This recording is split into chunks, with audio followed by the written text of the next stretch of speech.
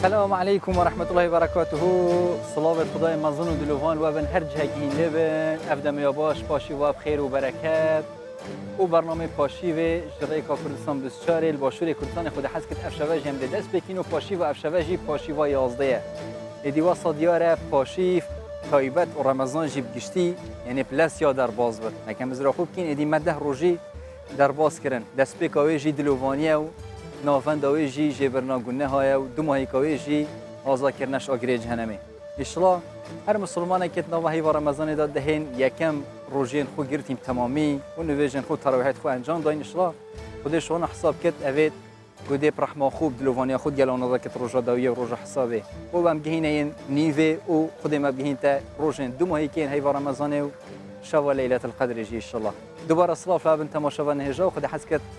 امده افشباب بحث بابت که گرنگ کین توار آینی توار تندرستی جی خود حس کت امده بحث بابت که گرنگ جی کین توار آینی خود حس کت افشباب امده بحثا قیام اللیل شف نویجا رابینا بشویج و عبادت کردن خدا امده بحث کینو ده حس کت و هر دو توار جی میوان طیبت دی مهبن لبری امده از بابت خوب کین افشباب امده برف روشا خراب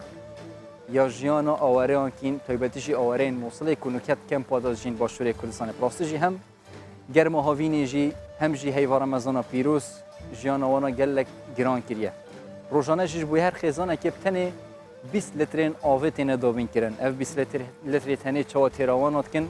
چاو تیراوانات کن ویت ام زیده تر هزرا خوب کن دمام آوه وید خوینو ما پیتویب آوه هی او گلیا گلک و گازنده زیده جی حکومت عراقی برپرسن عراقیت کن کوانا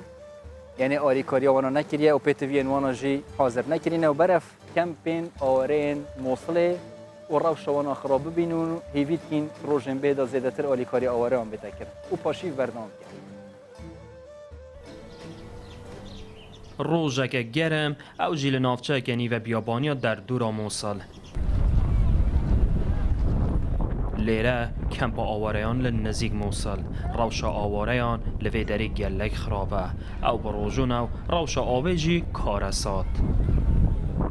احنا من اليوم الساعة 11 الظهر ماكو وتر تاکە ژمێر 11 ئاومان هەیە دواتر هیچ نامێنێت تەنیا تا ئێرە پڕ دەکرێتەوە داوامان لێکردن ئاومان بدەنێ بەڵام ئەوان نایانداینێ نزیکەی 200 کەس لێرەن سیرکە 200 کەس بەوەندە ئاوە دەژین هذا ما يقارب 200 نفر على مودي هذا الحلقتين مها رمضان باو تنه 20 لیترین آوه روزانه دبه اف روشوانه جر روشه خویایه ده سالات دارن بغدای گلک خمسارن سیرکە 200 کەس تەنیا لەسەر ئەم بەلوعەیە دەژین خێزانەکان لە ڕەوشێکی خراپدان بە ناچاری ماڵەکانمان لە مووسڵ بەجێهێشت بەڵام پارێزگار لە بەر فێنکەرەوە دانیشتووە هەموو ئەندام پەرلەمانانی مووسڵ درۆزنن جبر کو کاربانیه کواته تو نکاری تو کولر و آمرین سارکنی جی ببینی نه وکه دیار مولیده که کاره به هیه لی او نجبوی فینه کرنه اف کاسبی یا کسکیه کاسبی چه کاسبی او موبایل خلکی شحنده که به 500 دیناره کەس پارەی نییە بارودۆخیان خراپە ئەوان بۆ ئەوەی مۆبایلەکانیان شەحن بکەن ناچارن شتومەک و خۆراکەکانیان دەفرۆشن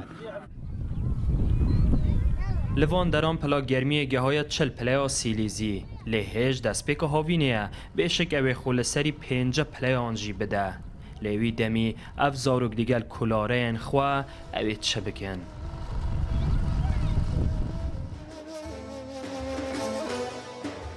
ولی پروستیجی دی روشک آلوزه جبوی آواره هر واسه طیبتیجی همین موصل همجی بو خلکی بجین ولاتن جوین که قصد باشولی کردستان بکیری بیدارین دمین دهاتی دایدی اف آلوزی او جیانوان یا نخوش هم آورین باجار موصله همجی نافچندن ین عراقی برف باشتر و بچتو اف پرزگری که نافچنوانش دیدی برف چاره کرنی و بچنو هیوی دارین تروجن به دا ایدی مزگینیا آزاد کردن موصله تمامی بگهته همی خلکی ولی تماشا نجای که مل دست به که بحث کری خود حس کردم ده شباب بحث بابت که گرینگ طیبت باین اسلام یکین اوج قیام اللیل شو نویش یانجی رابینا شویش بوی عبادت کرنه بوی و بابتی خود حس کرد مامستا حسین گردشالی پیش نویج و ترخین لگل من دوید ل بابتی امروی آینی لنا برنامه پاشو ده مامستا حسین زور بخیر بی خو خیرتن بنوسی و روزو نویشتن قبول سپاس دەکەم هەر پەروەردگار ڕۆژ و تاعات و عیبادەتی ئەملایەکتان قبول بکات دەستان خۆش بی سەرکەوتوو ئینشاءالله. مامۆستاجان بە لە سەرەتاوە باسی گرنگی شەو نوێژ لە ئیسلامدا بە تایبەتی لە مانگی ڕەمەزاندا و بەگشتیش باسی پێگە و گرنگی شەو نوێژ بکەین لە ناو ئیسلامدا چون باسی کراوە. بەڵێ. بسم الله الرحمن الرحيم الحمد لله والصلاة والسلام على رسول الله محمد وعلى آله وصحبه ومن والاه. جێگای دەستخۆشی و دڵخۆشی و بەرنامەتان دانایە بۆ خستنە ڕووی خەرمانێک بەس بۆ خزمەتکردنی ئاینی پیرۆزی ئیسلام لە کەناڵی کوردستان 24 دڵمان پێخۆشە و بەڕاستی جێگای دەستخۆشیە. ئینشاءالله هەر بتوانین خزمەتتان بکەین. ئینشاءالله. دیارە یەکێک لەو نوێژانەی لە دوای واجبەکان کە مەرتەبەی یەکەمی گرتووە دوای واجبەکان شەو نوێژە. لە چەندین شوێن و جێگا خوای پەروەردگار لە قورئانی پیرۆز ئاماژەی پێ کردووەوە پێغەمبەری ئەکرەم لە فەرمودەکانی باسی کردووە. دەکرێت ئینسانی مسلمان لە ڕەمەزاندا و لە غێری مانجی ڕەمەزانیش ئەو نوێژە بکات هیچ کات و ساتێکی تایبەتی بۆ دیاری نەکراوە تاوەکو ئینسان بیکاتن و ڕێژەی کەمی و زۆریەکەشی دیاری نەکراوە بۆ ئەوی ئینسان ئەجر و پاداشتێکی دەستکەوێ و بۆ ئەوەی خۆشەویستی خوای ڕەب العالەمین زیاتر بە هەڵسوکەوت و مامەڵەکردنیەوە دیار بێت لەبەرەوەی نوێژە واجبەکان دەتوانین بڵێن ئەوە واجبە و ئەگەر لە ترسی خوای گەورە بیان لە خۆشی بەهەشت بی یاخۆت بە شایستەی خوای پەروەردگار خوددا بپەرستێ بەڵام نوێژە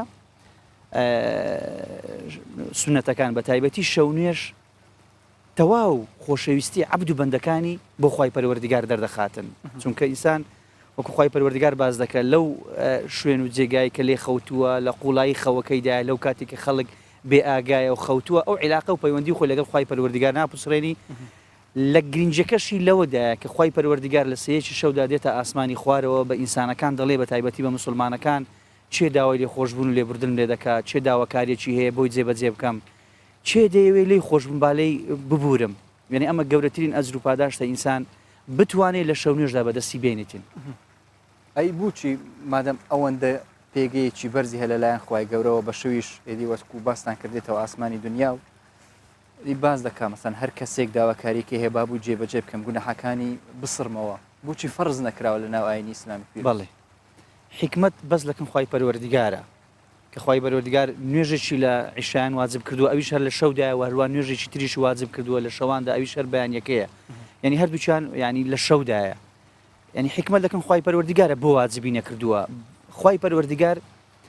چەندین شوێن ینی لە چەندین شوێن و جێگا ڕێککار ئاسانی بۆ ئینسانی مسلمان دەکات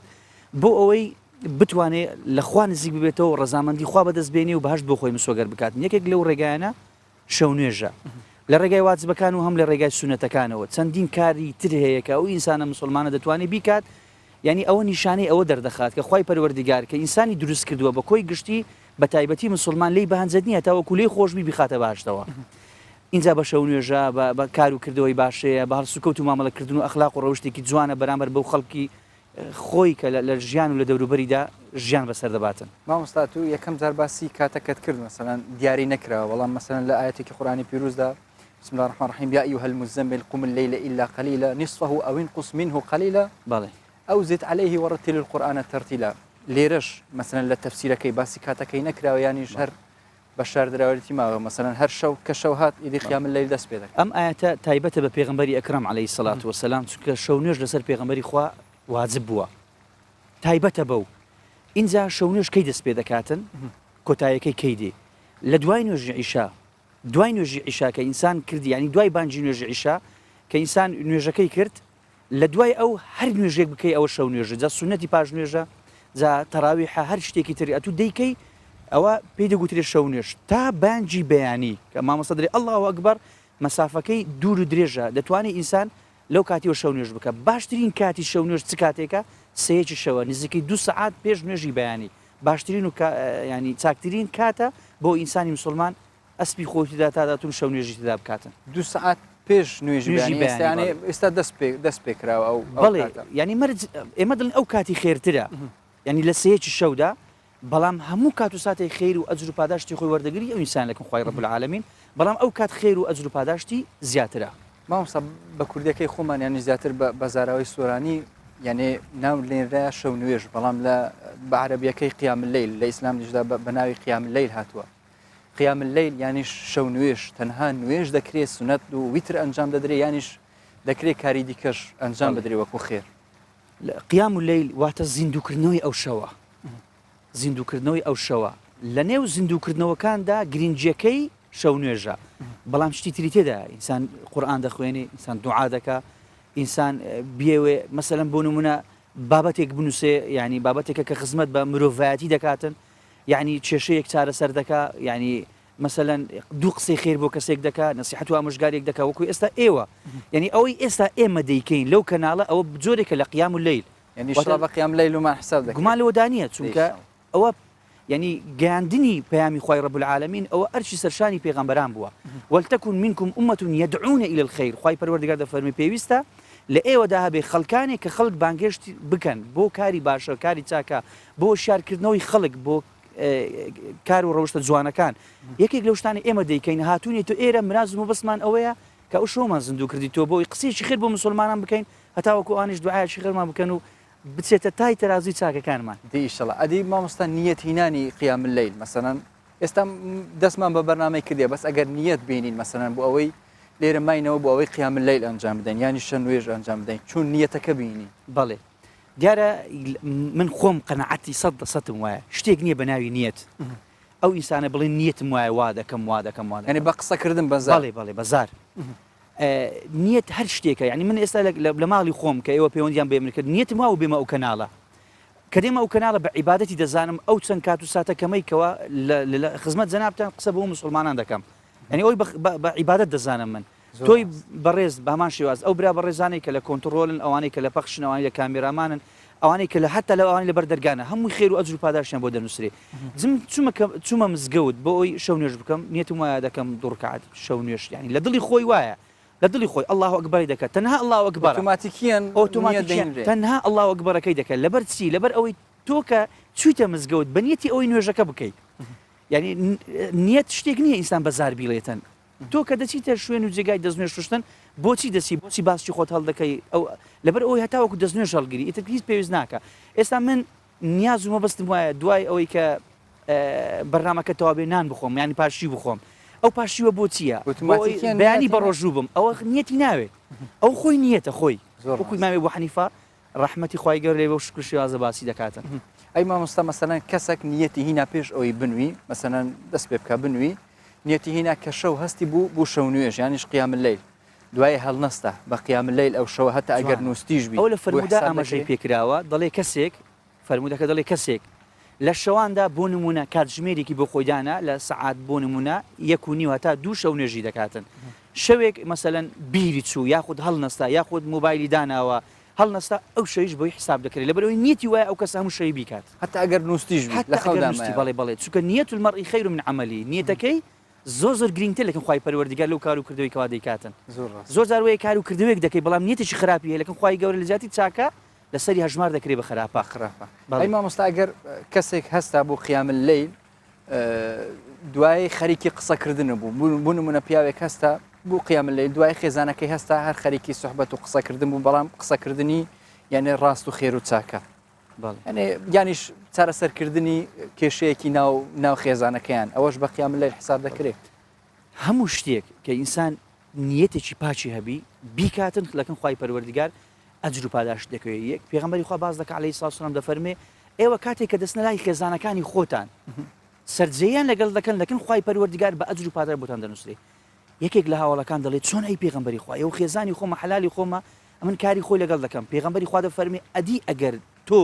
لە حرام و قەدەغەکراوەکان سەرفی بکەیت ئەو کات تووشی سزا و عقوبەی خوای پەروەردگار نای ئەدی ئەوە نابێتە ڕێگر لە بەردەم ئەوی تۆ خۆ لە حرام و قەدەغەکراوەکان بپارێزی یعنی ئەوەشیان زۆرێکە لە عیبادات یعنی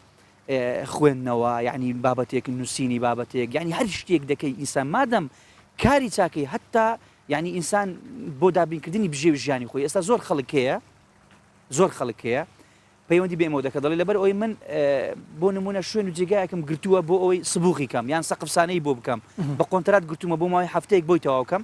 لە شەودا من دەیکەم لەبەر ئەوەی بە ڕۆژومە نامەوێت ئیش بکەم نامەوێت ڕۆژەکەم لەدەست بچێت ئەوە عیبادەتە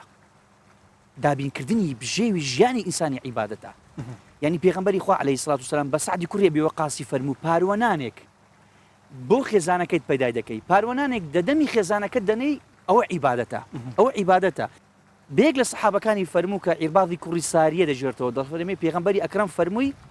إذا سقى الرجل امرأته ماء أجير أجر بياو قم أبيش دا خيزاني لكن خواي پروردگار بأجر و پاداشتی خیر بۆی هەژمار ماشاءالله ئەگەر ئەم کردەوە چاکانە هی بچووکە بە چاوی خەڵکانێک بچووکن ئەوەندە خێر و پاداشتی هەبی لەلایەن خوای گەورەوە ئەی خێر و پاداشت و ئەجری شەونوێستیە لە ناو ئیسلامدا لە ڕۆژی قیامەتیش هەم لە دنیا چ خێر و بەرەکەتە چی دەبینی لە ئیسلامدا هیچ شتێکی چاکە بەکەم نەزاندراوە بنصی فرمودەی پێغەمبەری ئەکرەم دەفەرمێ لا تحقرن من المعروف شيئا ولو أن تلقى أخاك بوجه طلق لحد شنو فرمي الطليق يعني هيت شتيشي تاكا بكم مزانا لبر أو اللي تاي ترازي خواي رب العالمين يكزار بزور هجمار ذكري حتى دفرمي جيشتي كسر سلامي شي بجوين لي بك لكن خواي پروردگار بزور بوت هجمار ذكري يكي گرشتانه كخير واجر وپاداشتي زوري هي شونجا كلا فرمودكان وحتى او دياري نكراوا يعني گرنجي عبادتي انساني مسلمان لو يدا أجركي بودياري نكراو أجر لكن خواي رب العالمين لبرتسي لبروي بقد نيتي إنسان كان خواي پروردگار أجر پاداشتي ذاته يعني تسن خوت ماندي تركي لشونويش زياتر أجر پاداشت هي پیغمبر صلى الله عليه وسلم لفرموديك دا باز دكا من قام ب10 آيات لم يكتب من الغافلين ومن قام ب100 آية كتب من القانتين ومن قام ب1000 آية كتب من المقنطرين زياتر باسي أم خيندنا وآيات كام كاين لقرآن بيروز لشونويش يعني قيام الليل لێرە باسی ئاەتەکان کراوە لەلایەن پێغەمبەر صلی الله علیه وسلم بەڵام باسی کورتی و درێژی ئاەتەکان نەکراوە گومان لەوە دانیە گەورەترین خێر و ئەجر و پاداشتی قورئان خوێندن لەو کاتەیە کە ئینسانی مسلمان لە ناو نوێژ دەخینی خێر و ئەجر و پاداشتی زۆری دەست دەکەوێت جا ئەو خێر و ئەجر و پاداشتش ئینسان لە شەو نوێژ بیخوێنی خێر و ئەجر و پاداشتی زیاترە لەو کات و ساتەکانی تر لەبەرەوەی شەو نوێژ تایبەتمەندی خۆی هەیە وەکو لە قورئان و فەرمودەکان بەپێی قورئان و فەرمودە لە مەرتەبەی دووەمە دوای واجبەکان دێت خێر و ئەجر و پاداشتێکی زۆری لەکن خوای رب العالمین بۆیە ئینسان هەتا پێی دەکرێت بۆی دەکرێت ئاساییە دەتوانێت قورئانێکی لە پێشە خۆی دانێ بۆی زۆرترین ئەجر و پاداشتی دەستکەوێت لەسەر قورئانەکە شەو نوێژەکە بخینی یان ئەگەر بۆی بکرێت گەورەترین خێر و ئەجر و پاداشت ئەوەیە کە بۆی بکرێت مەسەلەن قورئان ختم کە لە ناو نوێژ ئەوە گەورەترین ختم یعنی لە ناو نوێژدا قورئان ختم کەی بەڵێ هیچ جارێکی وا هەیە مەسەلەن باس کراوە لەلایەن پێغەمبەری ئیسلام محەممەد صلی الله علیه وسلم بەڵێ قورئانی ختم کردووە لە نوێژەکانیدا یعنی لە کاتی شەو نوێژ یانی ژنوێژی ئاسایی بە کۆی گشتی لە نوێژەکان باز نەکراوە تەنها لە شەو نوێژدا قورئانی ختم کردووە ئەی سەحابەکانی پێغەمبەر صلی الله علیه وسلم چون مامەڵەیان لەگەڵ شەو نوێژیان کردیە لە هەم لە دنیا چه خێر و بەرەکەتیان لە شەو نوێژ دیتە کە پێغەمبەر صلی الله علیه وسلم لە کاتی قسەکردنیەدا ئاماژە پێ کردووە بەڵێ زۆرن ئەو فەرمودانێک کە ئاماژە بە شەو نوێژ دەکەن زۆرن ئەو فەرمودانێک کە ئاماژە بە شەو نوێژ سەحابەکان لەسەر منهەج و پەیڕە و پرۆگرامی پێغەمبەری ئەکرەم ڕۆیشتوونە عەلەیهی سڵات وسەلام چۆنیان فەرمووە ئەوەیان کردیە فەرق و جیاوازی ئێمە لەگەڵ ئەوان ئەوە بووە ئەوان هەندێک جارن ئەوان زۆر هەوڵیان دەدا بۆ ئەوی سونەتەکان جێبەجێ بکەن یعنی شێت و شەیدای ئەوە بوون لەبەر ئەوەی دایانگۆ سونەتە دەیکەین ئەوان دایانگۆ لەبەر ئەوەی سونەتە ئێمە دەیکەین ئێمە دەڵێن لەبەر کاکە سونەتە واجب نییە ئێمە لەبەر ئەوەی سونەتە نایکەین کێشەکە لەوەدایە سەحابەکان بە پێی کات و ساتی خۆیان یعنی سەحابە هاتە خزمەت خاتو عایشەی دایکی ئیمانداران گوتیوەتی من شەو ناخەوم بەس شەو نوێژ دەکەم خاتو عایشەی دایکی ئیمانداران بۆ پێغەمبەری خوای جێڕایەوە پێغەمبەری خوا فەرمی نابێ وابێ من دەخەوم شەو نوێژیش دەکەم من رغب عن سنتي فليس مني نابێ لە سنەتی پێغەمبەری خوا لا بدەی کەسێک بڵێ هەموو کات و ساتی خۆم تەرخان دەکەم بۆ شەو نوێژ ئەوەش هەڵەیە یعنی هەڵەیە ئەگەر خەو لە خۆمان حرام بکەن بە شەو گومان لەوەدانە یعنی پێغەمبەری خوا پێ ڕازی نەبووە تۆ عیبادەت دەکەی بەڵام عیبادەتیش سنووری خۆی هەیە ئەوی تریان گوتی من هەر ژن ناهێنم لەبەرەوەی باخرێکی عیبادەتم پێغەمبەری خوا فەرمی من ژنیش دەیم ئەوی تریان فەرمی ساڵی هەموو ڕۆژە بە ڕۆژ دەم پێغەمبەری خوا فەرمی نا بە ڕۆژیش دەبم و فتاریش دەکەم و ئیتر ئاساییە کات و ساتەکانی زۆر ڕاستە ئەی مامۆستا چون بتوانین خۆمان فێری شەو نوێژ بکەین مادام ئەجر و پاداشتی ئەوەندە زۆرە لەناو ئیسلامدا بەڵام خەڵک هەن مەسەلەن دەڵێن ناتوانین لەبەر نووسن یانیش ماندی دەبین بە ڕۆژ چ یعنی ڕێگایەک باس کراوە لە ناو ئیسلامدا بوو ئەوەی هەم جەستەی خۆمان هەمیش نەفس و ڕۆحی خۆمان فێری شەو نوێژ بکەین بەڵێ وڵی من دەڵێم حیفە ئینسان بە تایبەتی لە تەمەنی گەنجیتیدا یعنی کات و ساتەکانی خۆی تەرخان کە بەشتی لاوەکی بە فیڕۆی بدا ببێ ئەوەی سود و کەلک و قازانجی لێ بینی بە تایبەتی بۆ قیامەتی خۆی بە تایبەتی بۆ قیامەتی خۆی یعنی من دوو شەو پێش ئێستا ینی 45 دقیقە 45 دقیقە بە دیار گەمەی یۆڤانتس و ریال مەدرید بوو ناڵێم ئینسان تەماشای تۆپانی نەکاتن ئەوە مستەهان دەری چیانیان بوو ئەم ڕیال پیرۆزت بوو سپاس دەکەم ئەی جەنابەت وڵای من لەگەڵ وەرزش نیمە ینی ئەتوو بتانی ئەو هەموو کات و ساتی خۆتەرخانکەی بە مسلسل و بە درامایەک بە ئەوەندە کاتەشمان هەبی بەلای کمی چارێگەک فکر بکەینەوە لەو ڕۆژە 24 ساعتی کە لە ڕابردوو ئەمە بەسەرمان بردووە ئایا چیم کردووە ئەگەر خراپەیەکم کردو بە ئەستەغفیرڵڵاه بکەم ئەگەر چاکەیەکم کردووە باپەرەی پێ بدەم و دەستخۆشی لێ بکەم مامۆستامە بابینە ناومانگی ڕەمەزانی پیرۆز زیاتر خەڵک هەم بەگشتی خەریکی عیبادەت و پەرستنن بەشێکی زۆری خەڵکیش خەریکی ئەنجامدانی تەراویحشن دوای نوێژی عیشا ئەوانەی تەراویح ئەنجام دەدەن ئەگەر هەڵنەستنە شەو نوێژیش بە شەو نوێژ بووان حساب دەکرێت ڕمان لەوەدانە ئینسان دوای نوێژی عیشا دوور کە نوێژ بکە شەو نوێژە بە تایبەتی تەراویح بە بەشێکی گرنگی شەو نوێژ هەژمار دەکرێت لەبەرەوەی خێر و ئەجر و پاداشتی تایبەتی لەکەم خوای پەروەردگار یعنی من دەستخۆشی دەکەم لە هەر مسلمانێک ئەگەر نەیتوانی بە جەماعەت بیکە با لە ماڵەوە بیکە زۆر ئاساییە ئەمە باسی ئەجر و پاداشتی ئەوانەش دەکەین کە لە ماڵەوە هەم تەراویح دەکەم لەگەڵ خێزانەکانیان دوایی بەڵام ئێستا زۆر ئاسایە من پێم خۆشە هەر خوشکێک هەر برایەک دەرفەتی نییە کاتی نییە لە دەستگایکی ئەعلامیە لە شوێن و جێگایکی تریان دوکانی هەیە ئەو کات و ساتی مەسەلەن دەیکاتەوە لە ماڵەوە بیکە لەگەڵ خێزانی خۆی ئەوە جێگای دەستخۆشی دڵخۆشیە یعنی هەموو شوێنێک مزگەوتە هەموو شوێنێک کە جەماعەتی لێ بکرێ مزگەوت و ئەجر و پاداشتی خۆی دەست دەکەوێت مامۆستامە بەردەوام دەبین لەسەر ئەم بابەتە گرنگە بە تایبەتیش باسی ئەهمیەتی شەو نوێژ دەکەین و لە مانگی ڕەمەزانی پیرۆزدا عیباداتی دیکەش چۆن بکرێ بەڵام ئێستا دەچینە سلێمانی دای هاوکارەمان زیاتر باسی ڕەمەزان دەکەین بەری تەماشاوە نێژە پۆشیف بەردەوامە نهۆژێ مەبەرە فەفکۆری خو کارۆن ڕەحمۆی بە بچیم شوەیەکە ڕاستەخو دێش سلێمۆنی دیارەمەدا بە کاروان جان ئەم کاتەش باش زیاتر باسی ئەو شوێنە بکەین کە ئێستا تو لێ ئامادەی ڕەوشی سلێمانی لە ڕۆژی دەیەمی مانگی ڕەمەزانی پیرۆزدا چون بوو کەش و هەوا لە لای تو چوونە فەرموو کاروان و کۆمیرەش بوویتە بەڵێ ژوان سڵاو لێوە سڵاو لە بینێرانی کوردستان 24 وە لە میوانە بەڕێزەکەشت مامۆسای عەزیز هەڵبەتا لە ئێستا جەو فێنەکە بەڕاستی ژوان بەڵام ئەمڕۆ تا ڕادەیەک پلەکانی گەرمانی بۆ چەند پلەیەک بەرز بووبوونەوە خەڵک گەیوت هاوین نزیکە و هاوین هات واتە ینی چەند ڕۆژی پێشتری ڕەمەزان لە ڕۆژیشا خەڵک هەستی بە فێنچیە کردویان و بەخوا هێشتا جارێ ئەوەنە گەرم نەبووە کە ڕەوشەکەەوەی لێبێ بڵێن ڕەمەزانێکی سەختە جارێ هێشتا فێنەکە ئەلبەتا من ئێستا لە منتیقەی لای سینەماکانی پێڵێن لای شاری سلێمانی لێرە خەڵکانێکی زۆر بۆ پاشێوکردن و بۆ نان خواردن یەنە ئەم منتیقەیە ینی لێرە کەباب و بەرهەمەکانی سپیایی و نۆکا و فرۆشی و ینی قەیماغ و ماست و ئەم مێزش کە لە منۆ نزیکە هێلکەی کوڵاوی ئامادە کردووە و لەگەڵ چایە ئەوانە ئەیدەن بە خەڵک منەمەوێت چمە لای بکاکە سڵاو لێ بێ چیتان ئامادە کردو بۆی خەڵکە هات لێرە پاشەی خۆی بکە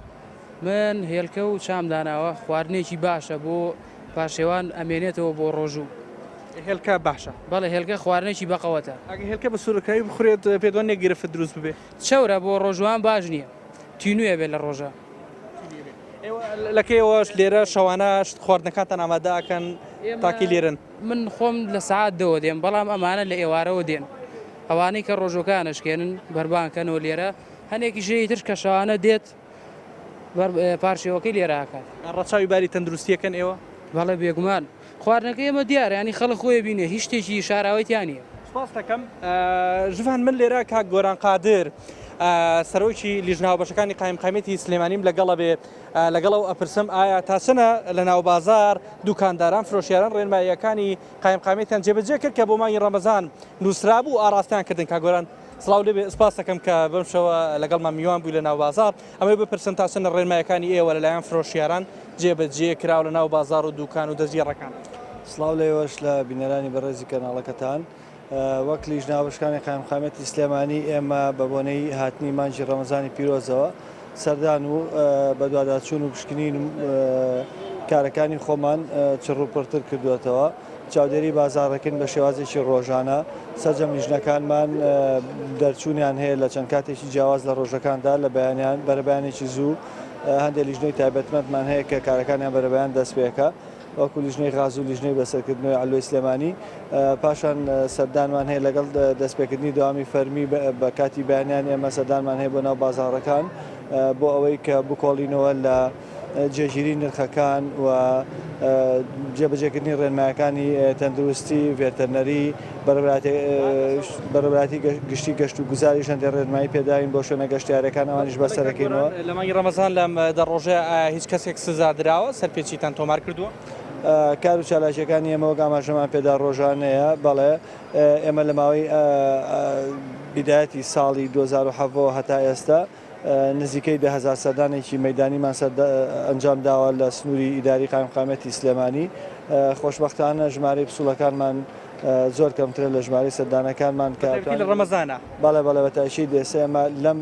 5-6 مانگەی هەتا ئەم دقەی کە قسەی تێدا دەکەین ژمارەی سەرپێچیەکانمان لە ڕێژەی 108 بۆ 109 تێپەر ناکە واتە نزیکەی 700 پسوولەیەکمان هەیە لە 10,000 سەردان. خۆتان دڵتان باشە و خاتری خەڵکە گرنیان نەخێر سەرپێچیەکان کەم بوونەتەوە؟ نانەخێ سەرپێچەکان کەم بۆتەوە چونکە کاری لیژنە هاوشکانی قایمقامێت بە تایبەتی لە مانجی دووە ئێمە بە شێوازێکی زۆر جیاواز کارەکانی خۆمانمان جێبەجێ کردووە هیچ کاتێ نەمان هێشتۆ فەراغ و نەبوونی و یاخود غیابی ئێمە بە بازاڕەکەەوە دیار بێ. لە چەند شوێنێک بۆ نمونە لێرە لە منتیقەی لێڤەر سینەماکان خواردن ئامادە ئەکرێ بەڕاستی تا چەنە ڕەچاوی باری تەندروستی لێرە ئاکرێت ئەگەر بە کورتی پێم بڵێ تا چەنە چاودێریەکان؟ بەڵێ بە دڵنیای ئێمە چاودێریەکانمان بەردەوامە بۆ هەموو شوێنەکان و ئەو کەسانەشیان فرۆشیارانەی کە زیاتر بە شەو لەم ناوچەیە دەرئەکۆن وەکومە ناوچەیەکی زیندوی شاری سلێمانیە ئێرە و سەهۆڵەکە و یەک دوو ناوچەی ترمان هەیە کە 24 ساعت ژیان تێدا هەیە لێرەدا ئەو کەسانەی وەک ئەو بەڕێزێکە بینیتانن کارانە ئەنجامە دەکەن پێویستە کاتی تەندروستیان هەبێ پشکنینی ئاسایی تەندروستیان هەیەە بەڵێ هەمویان کاتی تەندروستیان هەیە و بە دەرنین لە پشکنین و لە چاودێریکردنی لیژنەکانی ئێمە.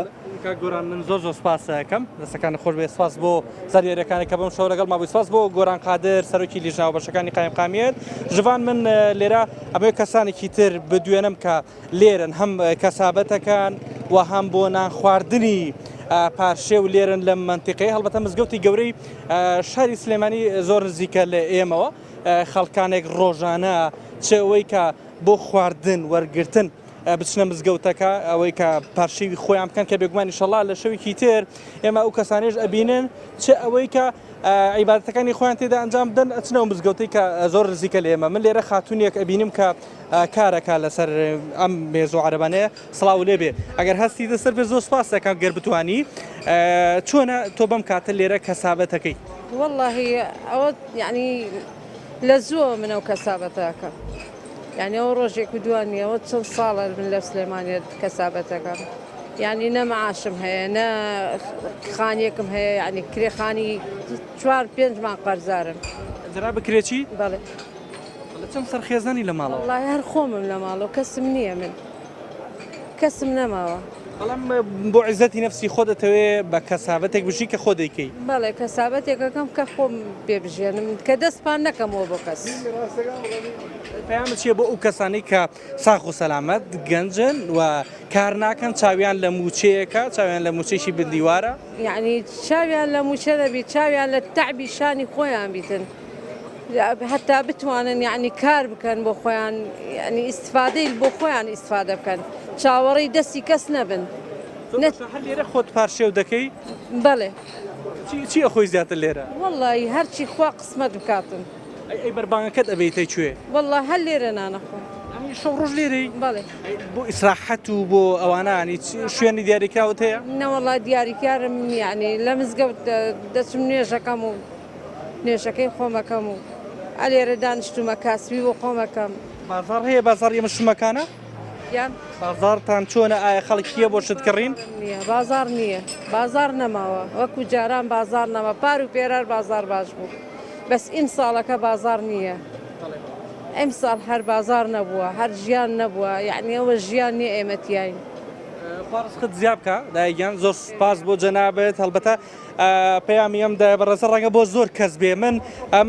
داێژ لەگەڵمە ئەبێ بەسەر چاوتۆ گەربیتە سەر پێ من وەکو دو کەس و 2 میلیۆن وەریەگرم دایگیان ڕەگە جەناب ببیت ئێرە ئەم خات بەسەر چاوتۆ ڕووکەرە من ئەم خاتونە فەرمووی با پشتم لە کامێراکە بێ بەڵام قسەیەکم هەیە با بیکەم سڵاو لێبێ بۆ نەدویست ڕوبەڕووی کامێراکە قسە بکەیت کەس و کار بە پێی ناڕەحەت یاخوا لە ساغ بێت تۆ لێرە کەسابەتێکی حەڵالی خۆتەکەی پەیامی تۆ چییە لەم ڕەمەزانەیە لەم کاتی پاشەوە لێرە کەسابەتەکەی؟ لێرە کەسابات نیە و هیچ قیمەت ناکە و کاکە وەزمان باش نییە وەزمان شڕە لێرە بەربان کردوە لەلا پارچێوەکەی کاکە کرێچین دەستمان کورتە پیاومانیە بێوەژنین هەموو شتێکی کەس و کار و کوڕت هەیە کوڕیش بوێت وەمەچی ژن و مناڵی هەیە دوور کەوتێ سۆنەوە کەساویکەنی چیان پێڵی لێرەوە لێرا چیان پێڵم ولێیم هەیە لیا زۆریش لەبەر ئەوە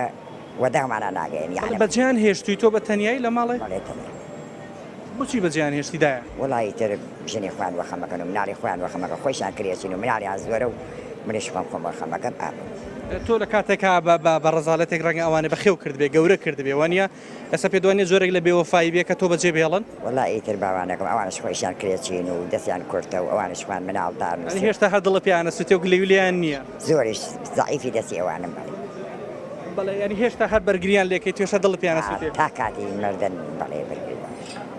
بەڵام پێ دوانیە کە ئەبوو ئەوان لە نزیکی تۆ بن چاویان لە تۆ بێیان لانی کەم لەم کاتەی شەو تۆ بەم هیلای چێ نەمێنیت وڵی تر هەروانیش پێیان چیە بۆ وتی پامێکمێ بۆ حکووە گلەیەکم هەیە حەزەکەم تۆ خۆت پامی خۆ بگەینی بە کورتی گلەیمەیە لێیان وهاوە خەم ناکرێن ئێمە خۆمان کاس بکوین خۆمان وژنی ماقوڵدانێنیان لەسەر جادەی عن خۆمان پێمان ناشرنی و پێمان عیبە ئەگەر حکومەت یارمەتی مابگان نام معاش بێوەژنمانەیە بماداتی ئێمەش بەوەی ژین کاکە هەرچۆنێ بێ بژی مەمریێژی مەصرف بکەی بیدەیتە ئاو بیدەیتە کارەبا بیدەیتە مەصرف بیدەیتە تۆ ئازاییەکەی کە لێرە کەسابەتەکەی زۆر سوپاس دەکەم دایگیان 50 ساڵەوە ئیش 50 ساڵەوە ئیش باوەڕەکە ماندوو نەبی لەش ساغ بێ زۆر سوپاس بۆ تۆ سوپاسانەکەم دایگیان ماندوو نەبن هەڵبەتە بۆی کات بین بە هاوڕێیانی ترمان من بەم قەدەرە کۆتایی پێین لێرە لە سلەیمانیەوە هەڵبەتە ئەوەی کە بینیتان کەسابەتی کۆمەڵک لەو دایکە بەڕێزانە بوو کە ئەڵێن بۆ عیزەتی نەفسی خۆیان دەستیان پان ناکەنەوە لە هیچ کەسێک و دەستی خۆیان ماچەکەن ڕەنگەمە پامێکیش بێ بۆ زۆر کەس کە نایەوێت کەسابەت بکە من نەگەڕەمە بۆ لایەوە سپاس ئەفکارێمە کاران ڕحمان بەشەیەکی ڕاستەوخۆ لە سلێمانیەوە لەگەڵماندا بووی ئیدیم دەست و چاوێن وان دایکۆژی مۆچیتین شڵاب یانێ پیڤۆەیەکێ ڕاوشەوانە ژیانێ زێدەتر باشتر لێ بێت و ئێدی هەم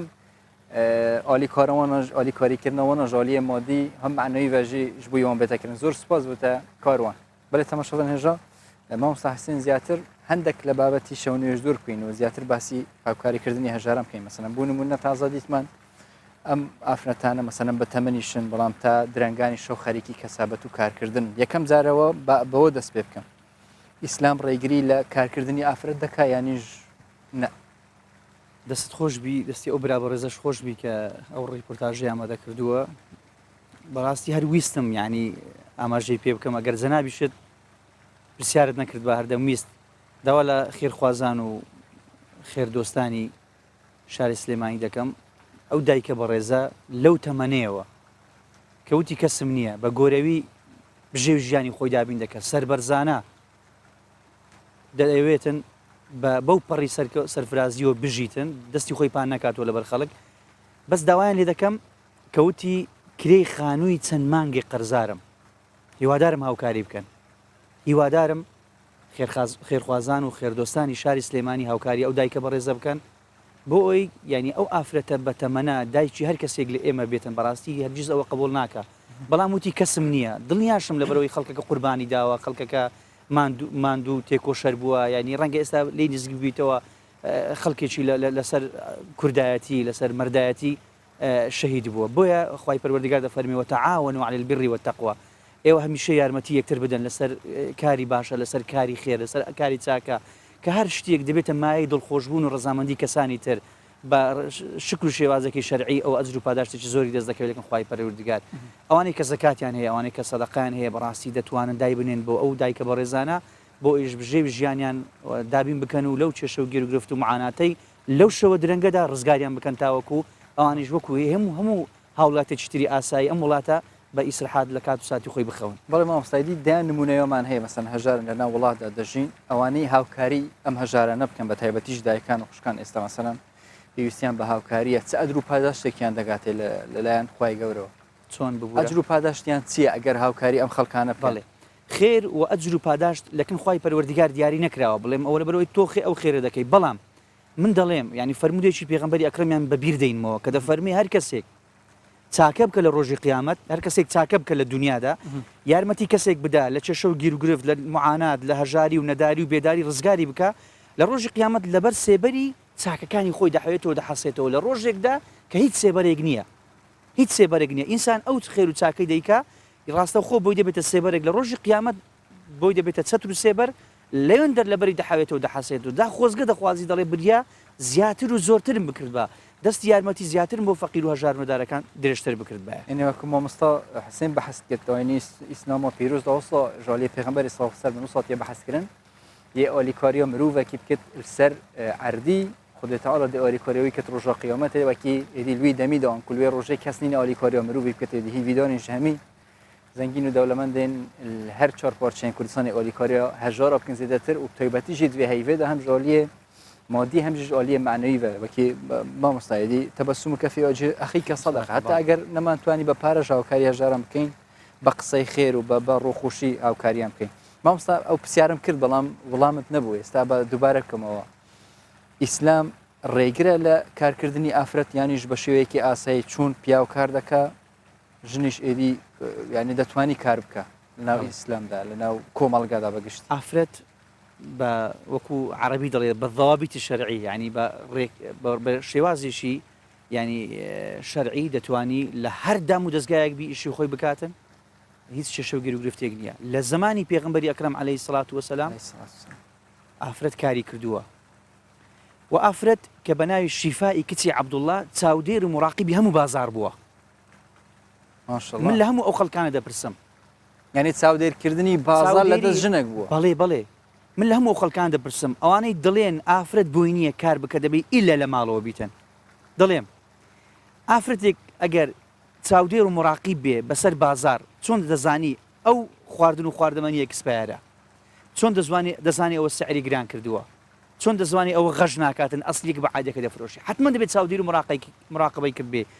تەواو زانیاری و معلوماتی هەبێ لەسەر هەموو ئەو کەل و پێل و پێداویستانێک کە لە بازار دێ دەڕوا دەفرۆشێ وایان نا کەواتە شتێکی زۆر ئاساییە زۆر شەرعیە من لێرەوە دەستخۆشی لێچێتی زانایان دەکەم زوو لە سەرخەتە وەڵامی هەندێک ینی شتی گوماناوی دەداتەوە و ئافرەتە بۆی نییە سیارە لێ بخوڕێ حقوای ئەوها لە سەرخەت بن هەر فەوری وەڵامی ئەو شتانە بداتەوە لەبەرەوەی ئێمە لە هەرێمی کوردستان سوپاس بۆ خوای پەروەردیگار وەکو هیچ شوێن و جێگایەک ئافرەت مافی پارێزراوە ئافرەت مافی پێدەدرێ ئافرەت ئازادی پێدراوە سیارە لێ دەخوڕی ئیجازەی پێدەدرێ ئەوە جێگای دەستخۆشی دڵخۆشیە خەڵکێک بۆ خۆی لە شوێن و جێگای خۆی فتوا دەدا و فران و فیساری وادەری ئێمە فەرق و جیاوازیمانەیە بۆیە زۆر ئاساییە لە ڕووی شەرعەوە بە ضوابطی شەرعی ئەو ئافرەتە کار و ئیشی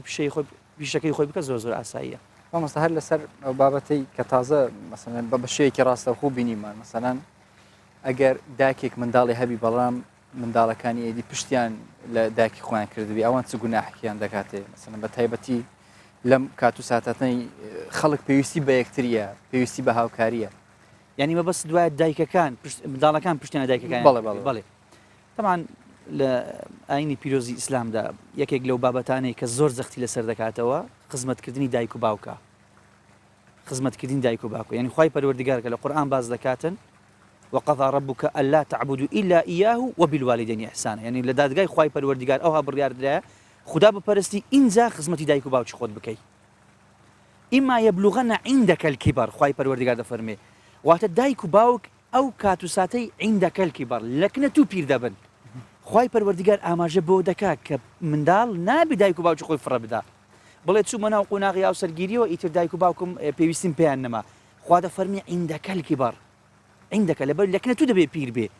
تۆ دەبی دەستی بگرێت تۆ دەبێ پاچی بکەیتەوە تۆ دەبێ خواردن و خواردمەنی بۆ ئامادە بکەیت تۆ دەبێ هەموو شتێکی بۆ بکەیت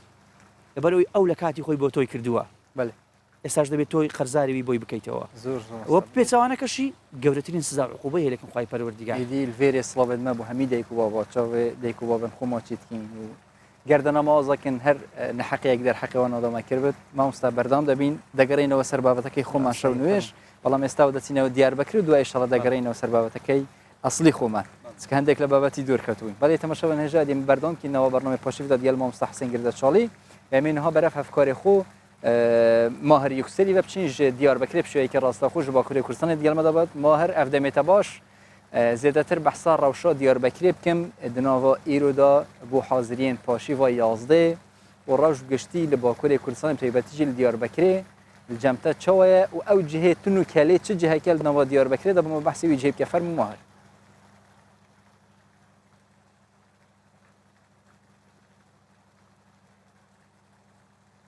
سلاف جوان ام لدیاربکر لکولانا هنر نه کولانا هنر یک جدور ناوندین هری رنگین و به تفگره لدیاربکر نتنل دیاربکر لباکور کردستان تمام باکور کردستان اف کولان نافداره به گیرانی لوی داره کافه کارگه و دکان هند نو روژه ده به گیرانی تواهی دیاربکر هر کسک ریاوی جوی داره را در باس دبه از شما بحثا وی داره دکم لوی داره پشتی کو باجار دتمره هر کس دچه مال آخوا درازه لوی داره هنه خباتکار هنه روژ و خبات هنه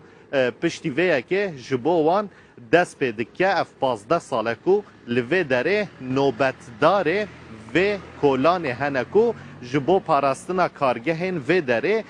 پشتی کو هر کس ده چه مالا خواه خبات خلاص ده به جبو وان کسان هیدی خبات دست پیده که امینه ها بچن جمع وان خباتکاران گلو پاشی و چاوا در باز ده به کارو خبات و چاوایه مرحبا جواره بله که متین سلاف سلام که متین لوی داره کارو خبات و چاوایا هون کنگ تنه وی داره خبات و کنگ دست پیده که و ددم خبات ده هون راستی چتین خبات و چیه؟ خبات ما ام ایوار ساعت نیاداتین لورداره ایشه ما اصناف قاپات کرد ساعت 12 پیدا خبات ما ام وی سوقاق تمیز کن و حیا سرسوی بکچیتیا واند کن سرسوی 80 ام نیت خنه دچن بله تشتکه چاوایا پشتی که هر کس ده چه مالا خواه جبو باجر کارو خبات خلاص ده به هینا جبو و کارو خبات دست پیده که تشتکه چاوایا؟ تشتک خوشش بو من یعنی ملات تب قاپات کد چه مالا خواه ام جدت ایشه خود کن ام غزمت ها دوغرسی جوارا غزمت کن و بکشتیان کن سرس به هم زیلید خند چن مالا خواه بله کاری و تیره دکه که هون دباره خواه بکن روشوه چاوایا؟ باشه معاشه و چاوایا؟ معاش ما والله معاش ما هندكه معاش ما مليار ودي صادا تراوت که؟ والله زور هفدرت ترى ما نوكه بله جوان اما جکک خالد جی بپرسن دمال و داره دخابتن راستی چه پرزگریگانتن سغنتیه وان پرزگریگان وان چیه درده وا چیه که خالد مرحبا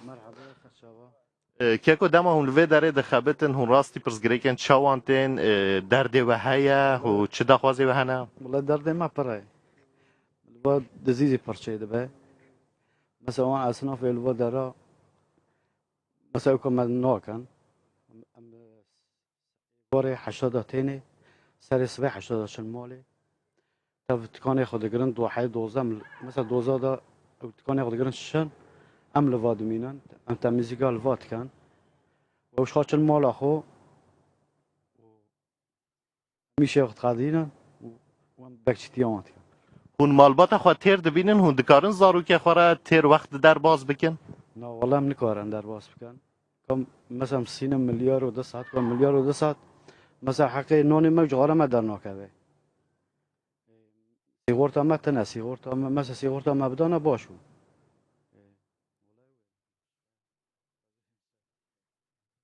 بله جوان خویای کو لباجر گلک کس دخو دنه دنوا جی خو دنه لی اف خباتکار جی لوی داره نیکا جبوا کارو خبات دست پیدا که جوان ای زور سپاس هفکاری ما مهر یکسل بشویی که راستا خوش دیاربکری تو گل مداوی دی دست وان کاسبکارا جینش نیب شوی بردام شولید کن جبوی کو پیدا کردن پاریه که جیان حلال جبوی خزان خو زور سپاس بتما هر سرکفتی بیو پاشی و یازده خیر و برکت و صحت بهتر بجی ولی تماشاگران نجا بردامیت نو برنامه پاشی دام مامستا حسین بابگاری نو سر بابتی تراویح کو پیشتر بس من کرد اگر نویجی تراویح پیا ویک لگل خزانه کی لمال بکار زیندو کردنوی تراویح مثلا لمال انجام بدره بەخێرتر لۆ حساب دەکرێ یانیش لە مزگەوت بە جەماعەت بکە بەڵێ گومان لەوەدانە چوون بۆ مزگەوت خێر و ئەجر و پاداشتێکی زۆری هەیە خوای پەروەردیگار بەڵام کەسێک ترسی لەوە هەبوو کە نوێژەکەی یعنی ناتوانی لە ترسی ئەوەی هەیە کە دەچێ نوێژەکەی بۆ نمونە مزگەوتی لێ دوورە یاخود کار و کاسبێکی هەیە لە کات و ساتێک کە خەڵک مزگەوت نوێژی تەراویح دەکا ئەو کاتی باشتر و چاکتر وایە لە ماڵەوە بیکە بە جەماعەت لەگەڵ خێزانەکەی خۆی بەڵام کەسێک مزگەوتی لێ نزیک بوو ئەوە خێر و ئەجر و پاداشتی مزگەوت دەکەن خوای پەروەردیگار تایبەتە پێویستە ئەوانە ڕوو لە مزگەوت بکەن بەڵام کابرا عوزرێکی هەیە یاخود ناتوانێت بچیتە مزگەوت یاخود کار و کاسیبەکەی بە شکل شێوازی یا مزگەوت لێی دوورە یا مزگەوت لەگە ڕێکیوان نییە ئەو دەتوانانی لە ماڵەوە بیکاتن لەگەڵ خێزانی خۆی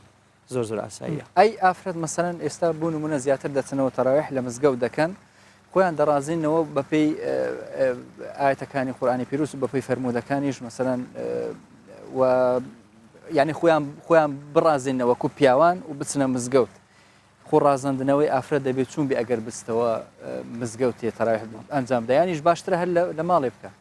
وڵای من نازانم خۆڕازاندنەوەی ئافرەت لۆ مزگەوت مانای چییە لەبەرەوەی لە هەموو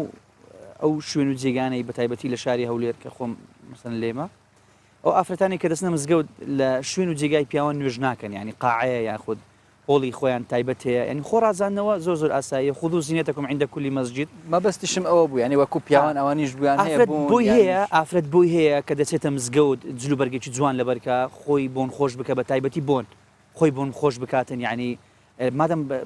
بەس ئافرەت دەیبینی مەبەستم ئەوەیە مادەم بەس ئافرەت دەیبینی بەس شوێن و جێگای ئافرەتە زۆر ئاساییە بەڵام لە حاڵەتێک ئەگەر ئەو ئافرەتە بزانێ پیاوان دەیبین یاخود لە ڕێگادا بە تایبەتی سەرنجی پیاوان بۆ خۆی ڕادەچێشێ یاخود ئەو ئافرەتە دەزانێت لە ڕێگای مزگەوتدا کێشە و گیرگرفتی بۆ دروست دەبێ یاخود لە خۆی ئەمین نییە لە ڕێگادا بڕوە ئەو کاتی باشتر و چاکترە نوێژەکەی خۆی لە ماڵەوە بکاتن.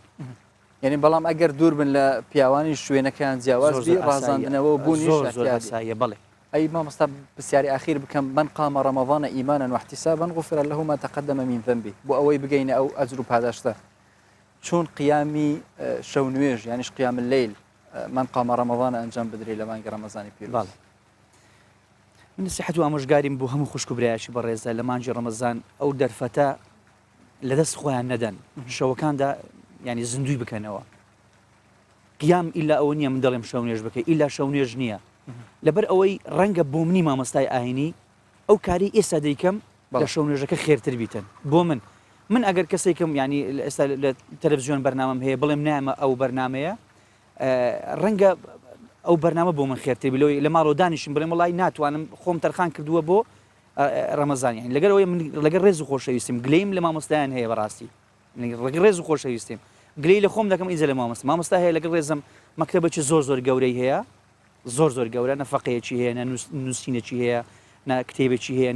لە دەستگاکانی ڕاگەن دەردەکەوێ ینی حتا تەنها خۆی تۆق بۆ لە مزگەوتەکە تۆ حەقوایە ینی ئەگەر بەلای کەمی ئەگەر هیچ نەکەی فەیسبوکەکەی خۆت بەکار بخە بۆ خزمەتکردنی مسلمانان مزگەوتەکەی خۆت بەرنامەکانت ینی بڵاوکراوەکان هەر بە هەر شکل شێوازێک مادەم تۆ خزمەتی ئیسلام دەکەی خەڵکێکی تر هەیە ئافرەتە لە ماڵەوە لەبەر لەجاتی ئەوەی کە بەڕۆژ پیاوەکەی کاسبی دەکەن لە شەودا خزمەتی پیاوی خۆی بکاتن واجبەکانی خۆی هەستی ڕەنگە بۆ لە شەو نوێژ بۆی گەورەتر بێتن ینی ئیتر هەر کەسەوە بە پیشەی خۆی من نەسیحەت و ئامۆژگاریم وایە هەر کەسەوە بە پێی کاتی خۆی لە ڕەمەزاندا کاری باشە بکە کاری چاکە بکە دەستی یارمەتی بۆ فەقیر و هەژاران درێژ بکە دڵی خەڵکانی تر خۆش بکە ئەوە گەورەترین ئەجر و پاداش دەکەن خوای پەروەردیگار لێشڵابگەینەوەی ئەجر و پاداشتێتنەوە ئاینی ئیسلامە پیرۆز دەواتێ بە حەزکردن ژبووی شەو نوێژە گشتیژی عیبادەتە زۆر سپاس مامۆستا حسێن گردەچاڵی پێشنوێژ و تاڕخێنتنەوە بەرنامەی ئەف شەوە پاشیوە 11 گەلمەدەوەی خودی خێرا بنوێست و دووبارە ڕۆژی نوێژ و ڕاستە ڕەمەزانەوەژی پیرۆز تەماشا نوێژە ئیدی مژارە مەیە یەکەم مژارە ئاینی ئیسلامی داوی هات لێ بەرنامەی پاشیو بەردەوام کرد خودی حەز کرد پشتی ناوبڕە کورت ئەمێ ڤەگەرن ئەمجەوە و ئەمێ دەست بە مژارە تەندروستیکین و میێوانداریە نوێژدارێکە تایبەتمەند هینجی گەلمەدا بن ئەم بەردەوام گەلوەداینە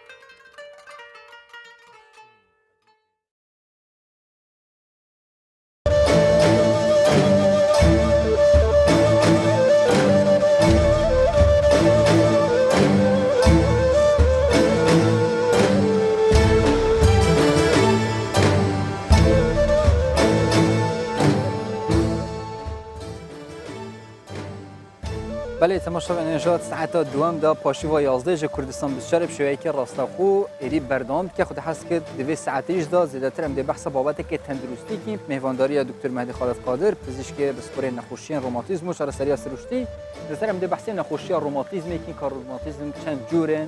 و چا ام خوجه پارزین و چا اگر خودی نکت اکتوش بیه چا چاره سریاب که لبری هم دست بی بابتی بکین ادی ام بوان کسا وید کم جیلی خارنا پاشی و 11 نرگل خیزانت خو پاشی و صحت و برکت و ادی خیر بو به تحسب کردن لبر اگر هیچ پاشی و خلاص بین کور آریکاریا خشکن خوب کنو اگر ادی ظلمتنی جید گل خیزانه خوابت او جبل آریکاریا خیزانه خوب که چی شرط آریکاری کردن دانینه و هم دی برف روجهلاتا کردستان و بچیم تایباتیجی بازار مهاباتت ناو هیوا رمضان پیروز دا ادی بگشتیل 4 پارچه کردستان هند خارنین تایبات این دانت ناوا سفرین روجیگران دا هم لفتاری هم جی لپاشیوه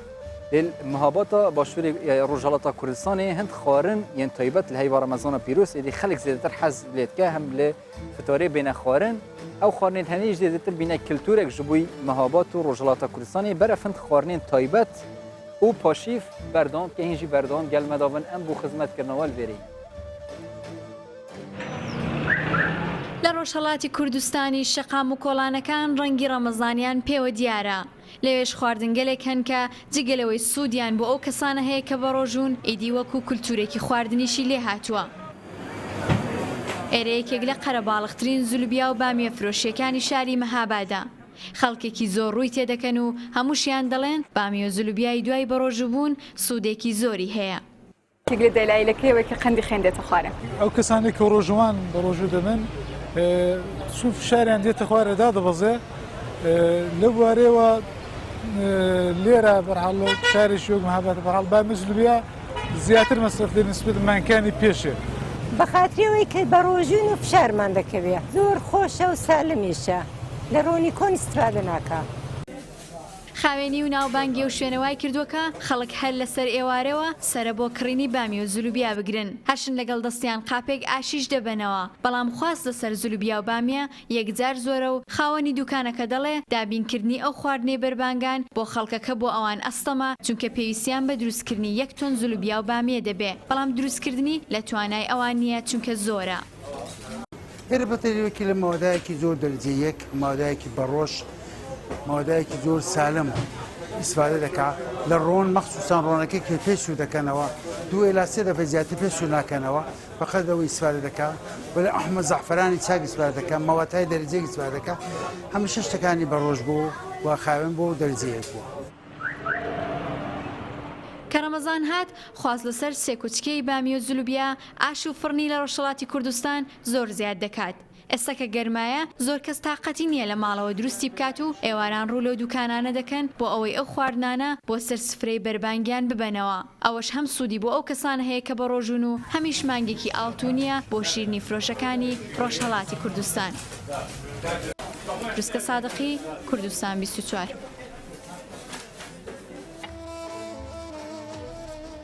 راستیجی شیرینیان خوش افکارم تروسکش بوی من نشاندن صحت بتوان اوید گل حشرینیات کن لی وکی نوزدار زیاده بحث لیت کن خیبتیش هیوا رمضان دبلا ام شیرینی بخوین لی بشویه کی کیم یعنی ام گل شیرینی های نخوین دایدی کاریگری خراب سر تندرستی من کن ام دست بابت خوی تایبت به تندرستی و کینو مجرد ما تندرستی خود حس کرد افشاوه جیت نوا پاشی و 11 ام بحث نخوشین روماتیزم کین کا چند جور هنه ام دست به که چا خوجه پاریزین دام توج نبین اگر ام توشی نخوشه کاروماتیزم ببین خیبتیجی بوان اون که توج می سلامتی بو همیا اشلاب زیترین دم جوی نخوشیانه ایدی بین چهار سر کردن زیاتر بحثا وی بابتی گل دکتر مهدی خالد قادر پزشک بسپوری نخوشیکانی روماتیزم و سراسری سروشتی دکین دکتر مهدی جان زور بخیر بیو رمضان تام پیروز الحمدلله پیروز بی طاعتی امولایش قبول بشه دکتر برای سرتا پیناسه کی کورتی زانستیانه به پی زانستی پزشکی با روماتیزم بکری لای برستن عادەتەن کە گوێمان لە وشەی ڕۆماتیزم دەبی زۆر جار بە هەڵا لێک دەدرێتەوە ناو خەڵکی زۆر جار خەڵک دێتە لامان دەڵێ ڕۆماتیزمم هەیە ڕۆماتیزم وشەی گشتگیرە شاملە باسی هەموو نەخۆشیەکانی ڕۆماتیزم دەکات جا پێناسی ڕۆماتیزم هەموو ئەو نەخۆشیانە دەگرێتەوە کە پەیوەستە بە جونگەکان و ماسوولکە و ئەو بە سەرشانانەی دەوروبەری ماسوولکە و جونگەکانن وەکو دەمارەکانە وەکو با بڵێن خوێنبەرەکانە هەندێک زار تووشی ئەوانش دەبیتن و ئێسچی زۆرزار دەگرتەوە یعنی ئەگەر بڵین تووشی ڕۆماتیزم بوومە هەڵەیە کە زۆر گەورەیە بزەبت یعنی بەس چەند زۆری هەیە زیاد لە 160 قسوور زۆرمان هەیە ڕۆماتیزم بەش بە ناوەکانیان زیاد دەکرێنەوە تەبان هە لە زیاد بوونە هەندێک تەستنیفاتی نوێ با بڵێن پۆلێنی نوێ دروست بووە لە پۆلێنکردنی نەخۆشیەکانی ڕۆماتیزم هۆکارەکان چین مادەم 160 ئەوەندە قسوور نەخۆشی هەیە تایبەت بە ڕۆماتیزم و زیادیش دەبی هۆکارەکان چین ئەوڵە گرفتەکە ئەوەیە هۆکاری تایبەتی وازح ئی زۆرینەی نەخۆشیەکان ڕۆماتیزمە تا ئێستا ینی هۆکارێکی دیاریکراومان نییە زانستی ناحیە زانستی هۆکاری پشت ئەو نەخۆشیە تا ئێستا نەزانراوە وەکو زۆر نەخۆشی دیکە وەکو بۆ نمونە شێرپەنجا تا ئێستا هۆکاری سەرشی دیاری نەکراوە ئایا لەبەر مەسەلەن چ هۆکارێکی تایبەتی و دیاریکراو هەیە کە تووشی شێرپەنجەمان دەکات وازح نییە نەخۆشیەکان ڕۆماتیزمی زۆرینەیان بەڵام بەشێک لە جۆرەکانی نەخۆشی کە علاقی بە نەخۆشی ڕۆماتیزم هەیە هەندێکیان هۆکارەکانیان دیاریکراوە هۆکاری میکانیکیمان هەیە مثلەن زۆر جوولاندن هەڵی تەکنیشی ڕۆژانە با بڵێن شت هەڵگرتنی بەهاڵا با بڵێن جوولەی ناڕاست لە کاتی چالاکی ڕۆژانە حەز دەکەم زیاتر دکتور باسی مەسەلەن جوڵە هەڵەکانیش بکەین بەڵام دوای ینی بە شێوەیەکی گشتی بە شێوەیەکی پراکتیکی لە لای بەڕێستانەوە چون شت هەڵبگەین نەگەر بێگومان بەڵام زیاتر یەکەم زارباسی جۆرەکانی نەخۆشی ڕۆماتیزم یعنی باوترینیان لە باشووری کوردستان چی هەن ئەوەی کە باوە ئێستا تەوان یەک لە جۆرەکانی کە علاقی بە نەخۆشی ڕۆماتیزمی بەشێک لە نەخۆشی ڕۆماتیزم حساب دەکرێت ئەویش ئەو نەخۆشی سوانی ئێسکا کە ناو بەعرەبی پێ دەڵێن سەوەفان کوردەواری خۆشمەها پێ دەڵێن سەوەفان سوانی ئێسکەوانەی کە تەمەنیان لە سەر و 50 ساڵیەوە زیاتر توش دەبن زۆرترین و باوترین زۆریتی کە خەڵک زۆربەی بەڵێ زۆربەی چکە زۆربەی ئەوەی بە تەمەن دەبی زۆر کەم کەسەیە تووشی و حاڵەتە نەبی بە هۆکاری تەمەن و بە هۆکاری جوولەی ناڕاستی ڕۆژانە و هەروەها زیادبوونی کێشی لەش ئەوە یەک لە هۆکارەکانیتی زۆری دووەم لە زۆری هەوکردنی ڕۆماتیزمی درێژخایەنە هەوکردنی ڕۆماتیزمی درێژخایەن ئەوە جۆرەشی دیکەیە کە جۆرەکە باوە لە هەموو جیهان بە تایبەتی لە کوردستانیش ئەو جۆرە باوە و ڕۆژانە نەخۆشی وا دەبینی دکتور یەکەم ساوافان باست کرد کە بە پێی تەمەنەوە ئەوانەی گەورن یعنی بە تەمەن گەورن توش دەبن بەڵام نەخۆشیەکانی تر ئەوانەی باون چون خۆمان بپارێزین یعنی خۆ پاراستنیش باشترە لە چارەسەری چون خۆمان بپارێزین خۆپاراستن لە نەخۆشیەکانی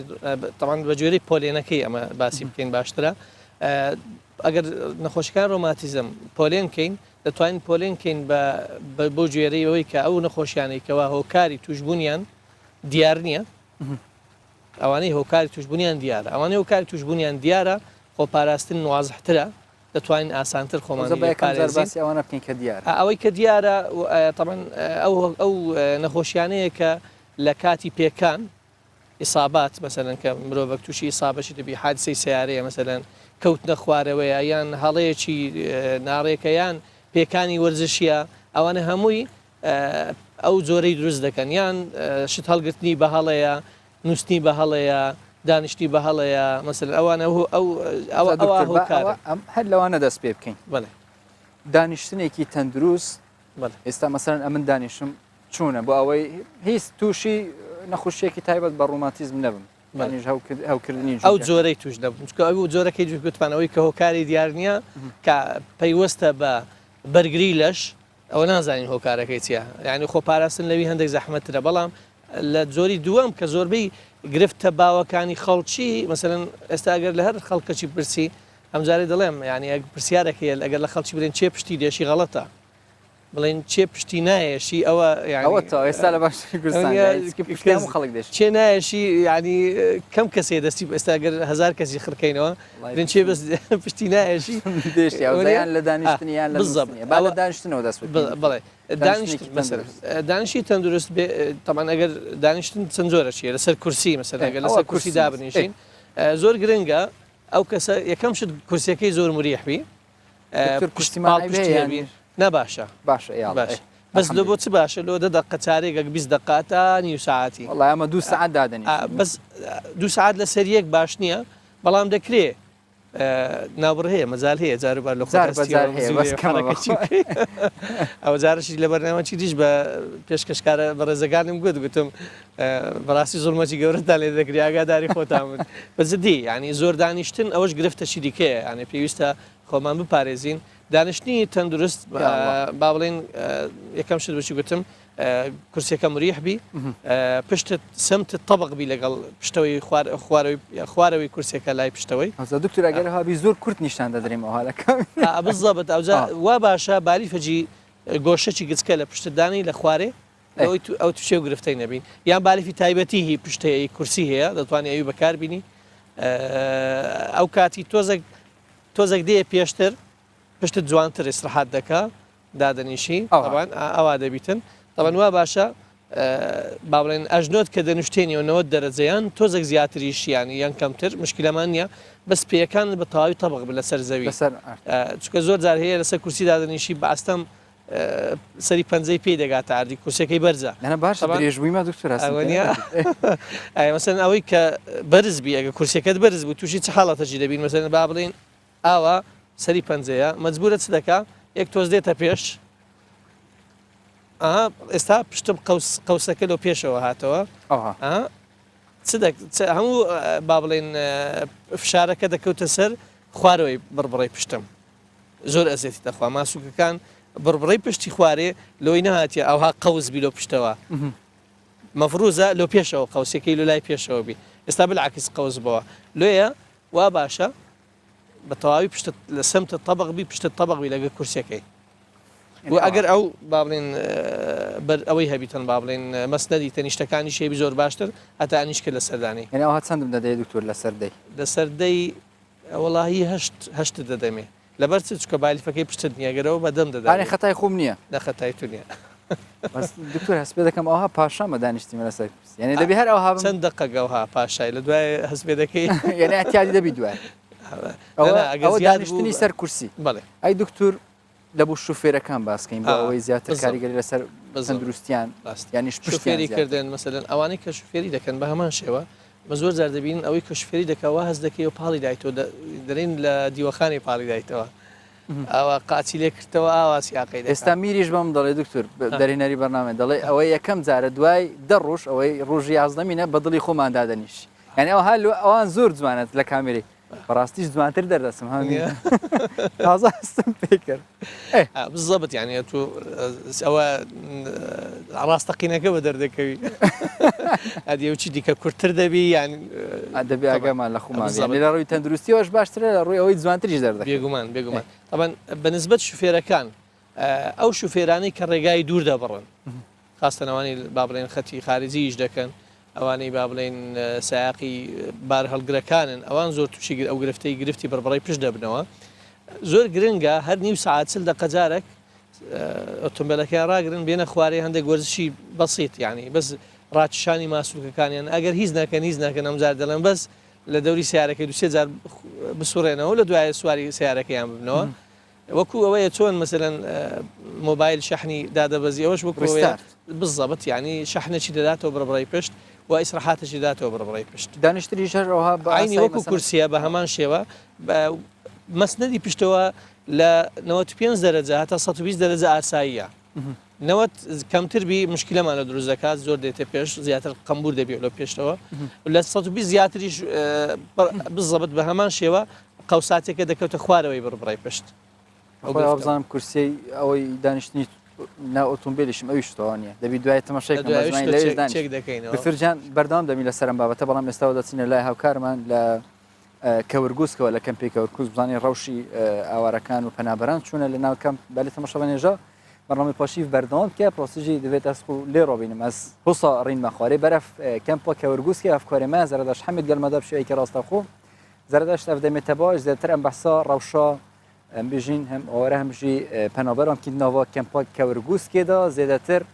چاوە حاضرین پاشیف و فتارێتکن و کامیرەش بوویتە فەرمو زەردەشت بەڵێدەم باش مەهڕۆژیە لوە پیرۆزە بڕاستی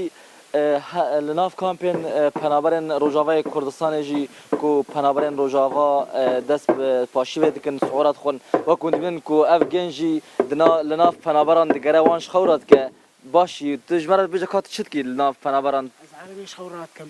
تش خورات لناف حمی کامپین گری بله بحمو بله دست خوش از خوازم در باسی مالک که ما کندبین کو پشتی 3-4 سالان کو ایدی کامپین پنابران و کو باجار کلیاتی از خودم در باسی مالا ببین مالک کو خوشی پنابرین روجاوای کردستان نه اما بزامن که پاشیوان چا برود چه او چا پاشیود خون روشوان بگشتی چاویا ایوار باش جورا ون باشن کرم کن رونن ام دخوازن یروبنا میوانه و کو بینارین مجید ما تماشا کن کرم کنن هگر افکاریم پیش آمده حمید دیبین کو او پاشیوا پنابرین روجاوای کردستان کو ویرنگی پاشیوا خود خوان و دهمان دمی در روجیا خوش دکرن از خوازم جمع خودی مالی خود دست بکم برس با عمر تجمرا بیجا کار روجی چا در باس دبه و کون کردین روجاوا ناف کامپا کور بوس که بله خودی چا در باس به طبعا روجی الفيدري ام وقتي مود جريجي زحمتي شوهنا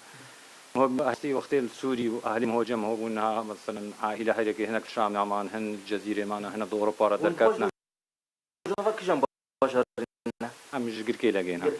كنت كبريدنا جوازيه جركي لك والفر تش جوازيه روجيا فر تش جوازيه جوازي قالك هاي الفيدي راسه ديسا حمو بس ديسا وقوتي اهلي هو لازم برايم هو بابم هو خوهم هو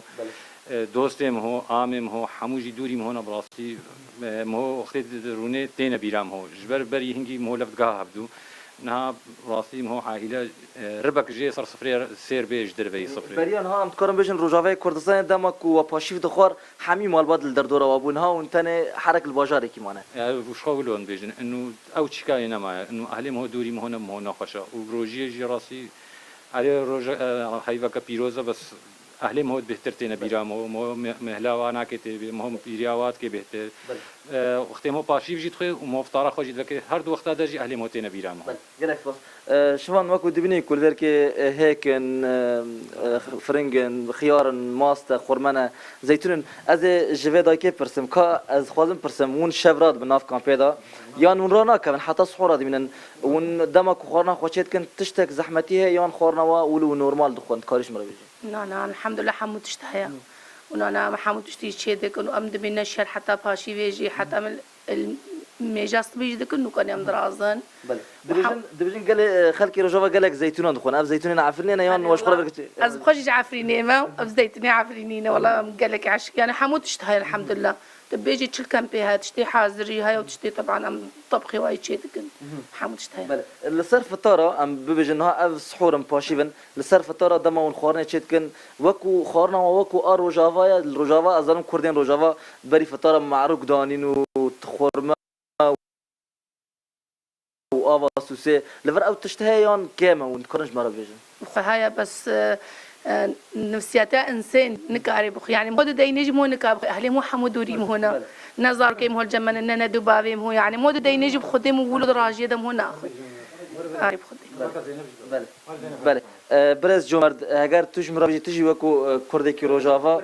ون الفيركي وتبخش جيراني هاتين جمال باطك جيراني خو ون جيران جي الفيركي كوم دون سر فطاران سر سحوران جيرانتيا ود روجيه تشاوا در باس خود جيرانتيا ما ديساجي ام جم هفد خونا شبكي الجومي وشبكي او الجمنه وجم جيراني خونا وخوارني ام دردخن ايفاراني رمضان كريمه امشي باشيت كم درخن جيراني خورا جيراني باشيت كم درخن اجمرا وخدي فيرنجي امشي درباس تكونوا رجاهم درباس كده فرصه داوي تدخل تشتغل كاتشته از درفتي وري بيش اشتجي برسم ون وكو هاتي جمال بافي خد كاريج مرا بيجي ون دخوازن وگرن روجاوا ون فطاري خلور وكن سحورين خلور وكن ولام خوازن وگرن افدر نو قوالاتيم هو جوازي أور فرق أور شيء برينها خلكو خزنوا كسين ولور بون الورد شوايا يخزنوا كسين وخدا شو حركة درجة كتن كاريج مرة اور هر کس شو درک مانم هول ور هر اموانه و کی کسی هول ورنی بله گلک سپاس بله اوجی تزاویت تچ کاری دیکی تروجی دگری ناگرید کاریش بیجی خدام روجی گرید الحمد لله هو قدي شغل بوجه تاكل شغل وروجي وندروجي خود دگرن خدام مجبور انا يعني صالي جارك رمضان او بۆ ڕۆژی خۆ gelek spas belej min wek dît ku rewşa Kurdên Rojavayê Kurdistanê li nav kampan jî bi rastî ku hûn dibînin tevî ku ev xort kar dike xwe jî şixul dike em bêjin tevî vêyekê jî rojiya xwe dikirin paşiva xwe xwin kerem kirin bixwin me gelek ji dema we jî bir wek hûn dibînin ku jiyana Kurdên Rojava vî rengî birêva diçe taybet di meha rojiyê de wek ew xwe dibêjin ku meheke wê derbas be lê tiştê ku bûye cihê xembariyê piştî krîza Sûriye Rojavayê Kurdistanê ku her malbatek parça parçî bûye û herek li bajarekî jiyan dike ev jî rastî bûye cihê dilgiraniyê li her ew di rojiya xwe de berdewam in û dixwazin diva meha xwe pîroz da paşîva xwe û rojiya xwe bi xweşî birêva bibin. paşîva wê malbatê jî xêr û bereket û sihet bê rastî jî jiyaneka sade lê ya tu jî dilovaniyê şila rojek rojan bê yani rojê nizîk da eva heyva Ramazanê de yani em derbasî heyvendin de nebêdîn ev rewşa alûziya Rojavayê Kurdistanê bi taybetî jî giştî jî li Sûriye heye bêta çareserkirin û dilên xwe ji vegerine ser mal û halên xwe hevkarê me zerdeş hemê pişeyeke rasta xwe li kempa Kewirgûska Penaberên Rojava Kurdistanê ku li başûr dimînin tu gelme de bûyî zor spas bû te zor spas bûyê xêzanê jî belê temaşavan hêja em berdam kir gel Doktor Mehdî ji bûyî behezkirina nexweşiyên romatîzmê û çareseriya siştî zor spas bû hevkarê me yên kontrolê taybetî jî hevkarê me derhîner mîrî ku êdî bû me kuşe jî firê kirin ku em êdî tendurustir rîn nexwarir ser kursiyê Doktor ew ha baştir e زۆر تەندروست ناکەی بەرێ وڵا باش بوو ینی ئەوە کەمان هەم لە بوو دانیش لە یەکی جارەکەی دیشمە و جارێک تەطبیقکرا زۆر ڕاستە دکتۆر بە باسی هەوکردنی جونگەکان بکەین یعنی وەکو نەخۆشیەک لە نەخۆشیەکانی ڕۆماتیزم زیاتر چ هۆکارێک وا دەکا تووشی نەخۆشی جونگەکانی ئێسک بین یعنی هەوکردنی جونگەکان هەوکردی جومگە تەمان دوو جۆری دوو جۆرمان هەیە ئەویش با بڵێن جۆرەکمان هەیە کە با بڵێن هی سەرەتایە تازە توش دەبی مەسافە ماوەکەی کورتە کەمە هۆکارەکەی زۆر جار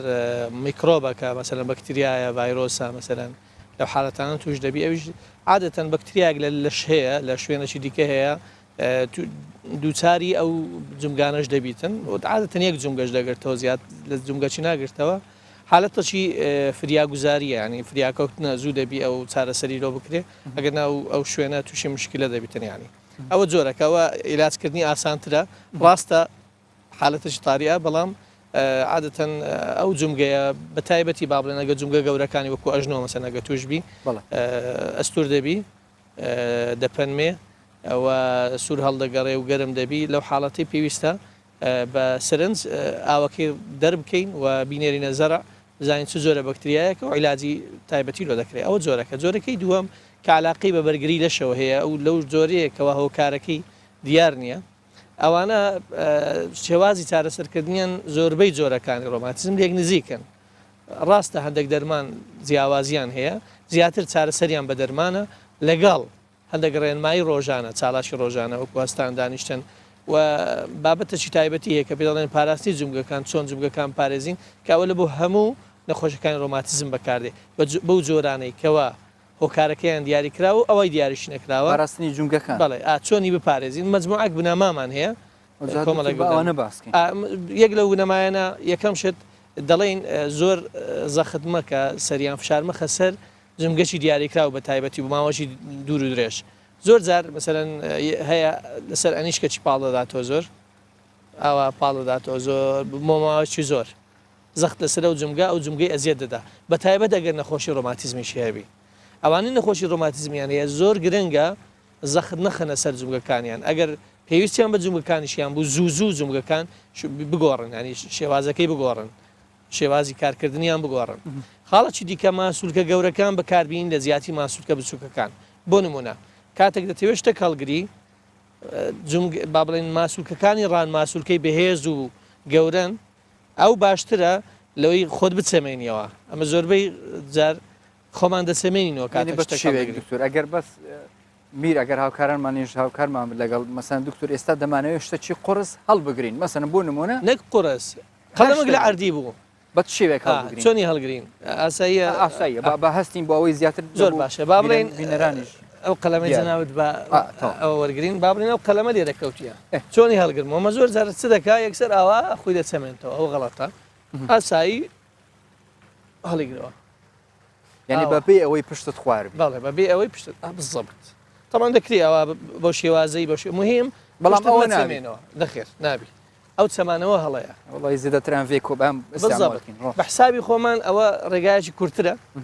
ماندوو ناوین بەس لە دوایە بڕبڕی پشتمان ماندوو دەبی ئەو ماسوکە زۆر گرنگەلوێ دەڵێن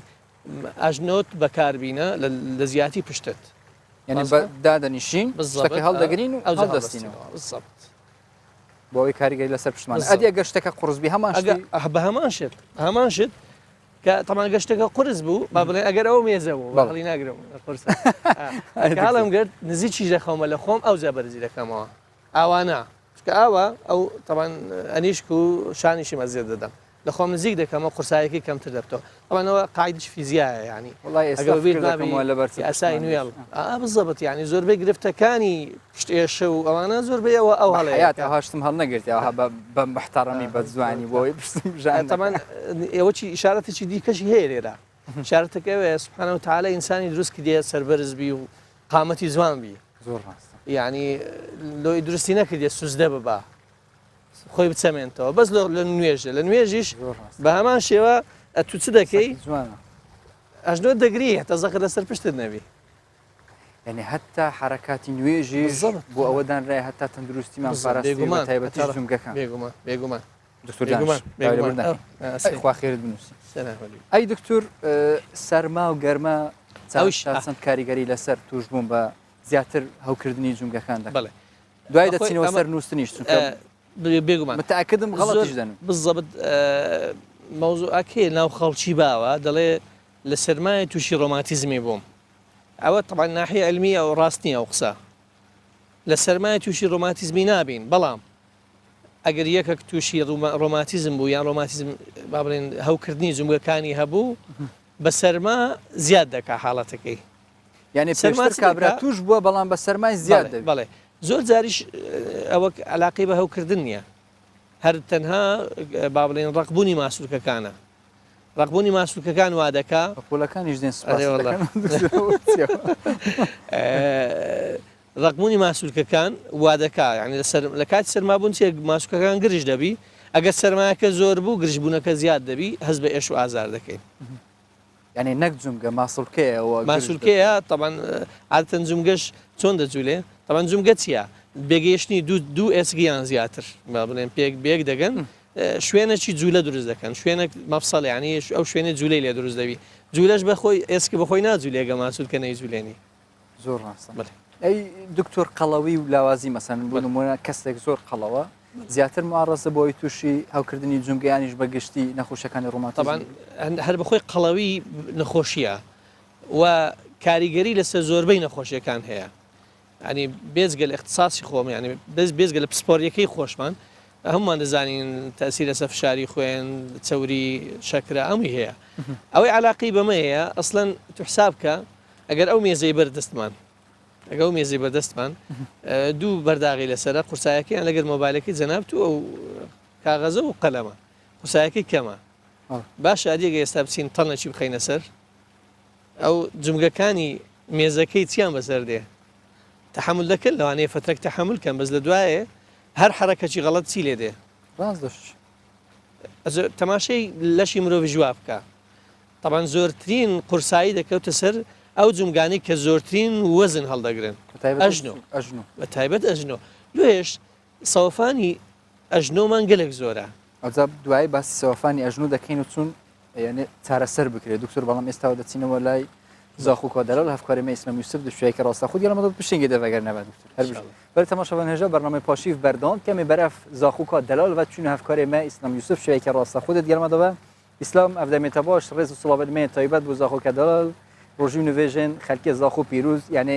ئیدی قبیل بن و ڕەمەزانەوە پیرۆز زێدەتر کامیرەش بوویتە بزانین تو چ جایەکی زاخو کۆدەلالی و ڕاو شا ڕەمەزانت ناوە زاخوکێدا چاوایە فەرمو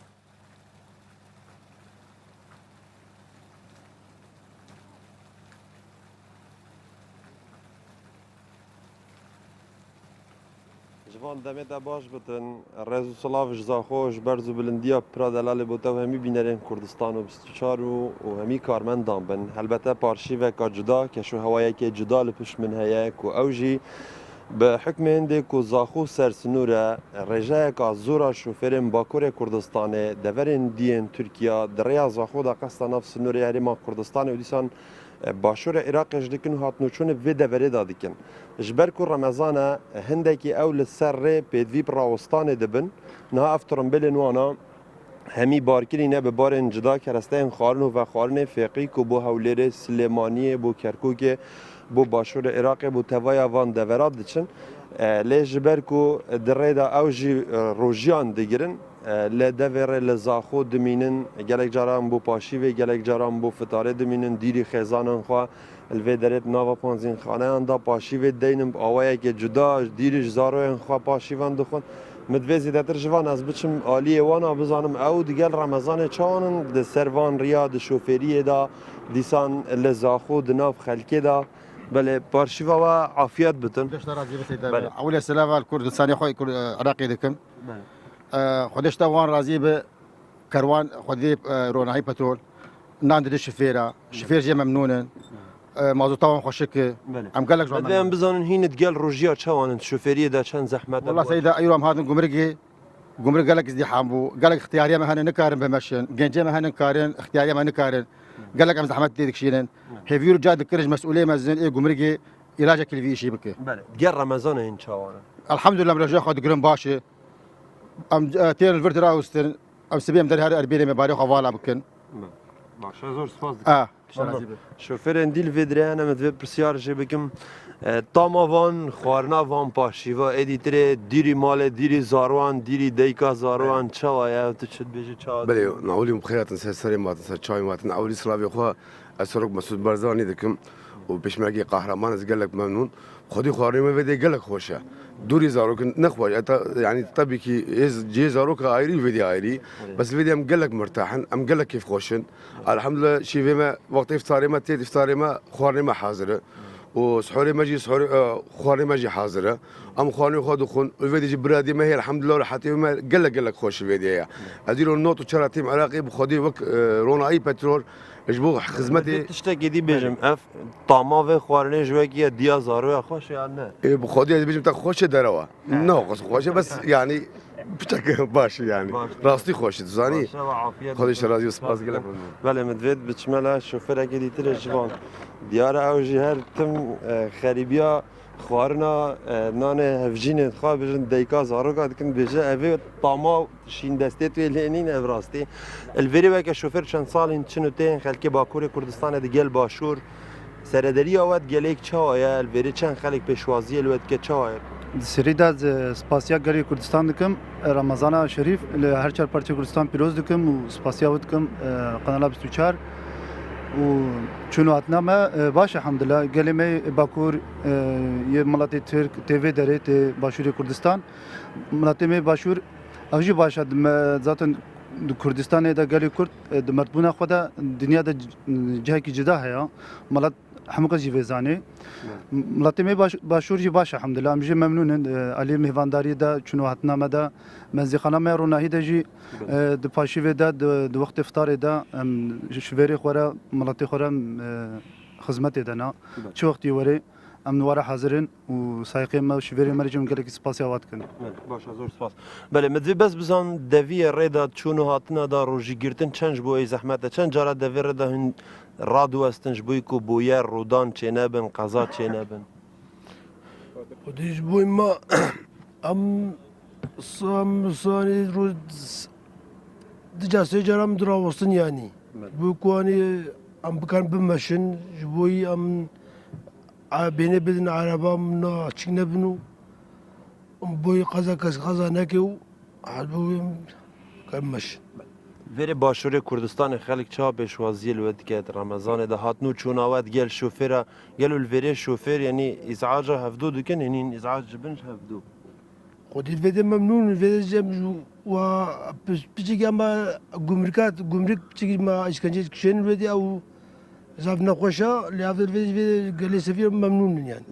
Riyet mel verê çem bû xweşin beramberê Tirkiye riyet başûrê Kurdistanê cadê wan. Xwedî cadê kurarê riya hewlê wa xwedê rê û nebaşin yê cema başin yani. Baş. Zor spas. Zor spas. Mit vê biçime علیه حوال من کاروان بزنم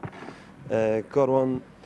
اجبوی چه و چه رنگی این پیشوازیل شوفر مهم باکوری ترکیه دکن الوی داره چوال فتارال پاشی و مهوان دبن دست به کیف خیرات نوات کم رمضان پیروز لعمی بسلمان دنیای و طایباتیت کردستان پیروز کم خودم جید ویر خدمتا شوفرات کن هم دم فتاره هم دم پاشیوه مجد و توجه جیر مالت خانه همجا خدمتا و بکن الویره بله این بخواج بو پاشی و گلوان داد مینن گلو الوی داره رمضان دا کار و چوای و پانزین و گل باکور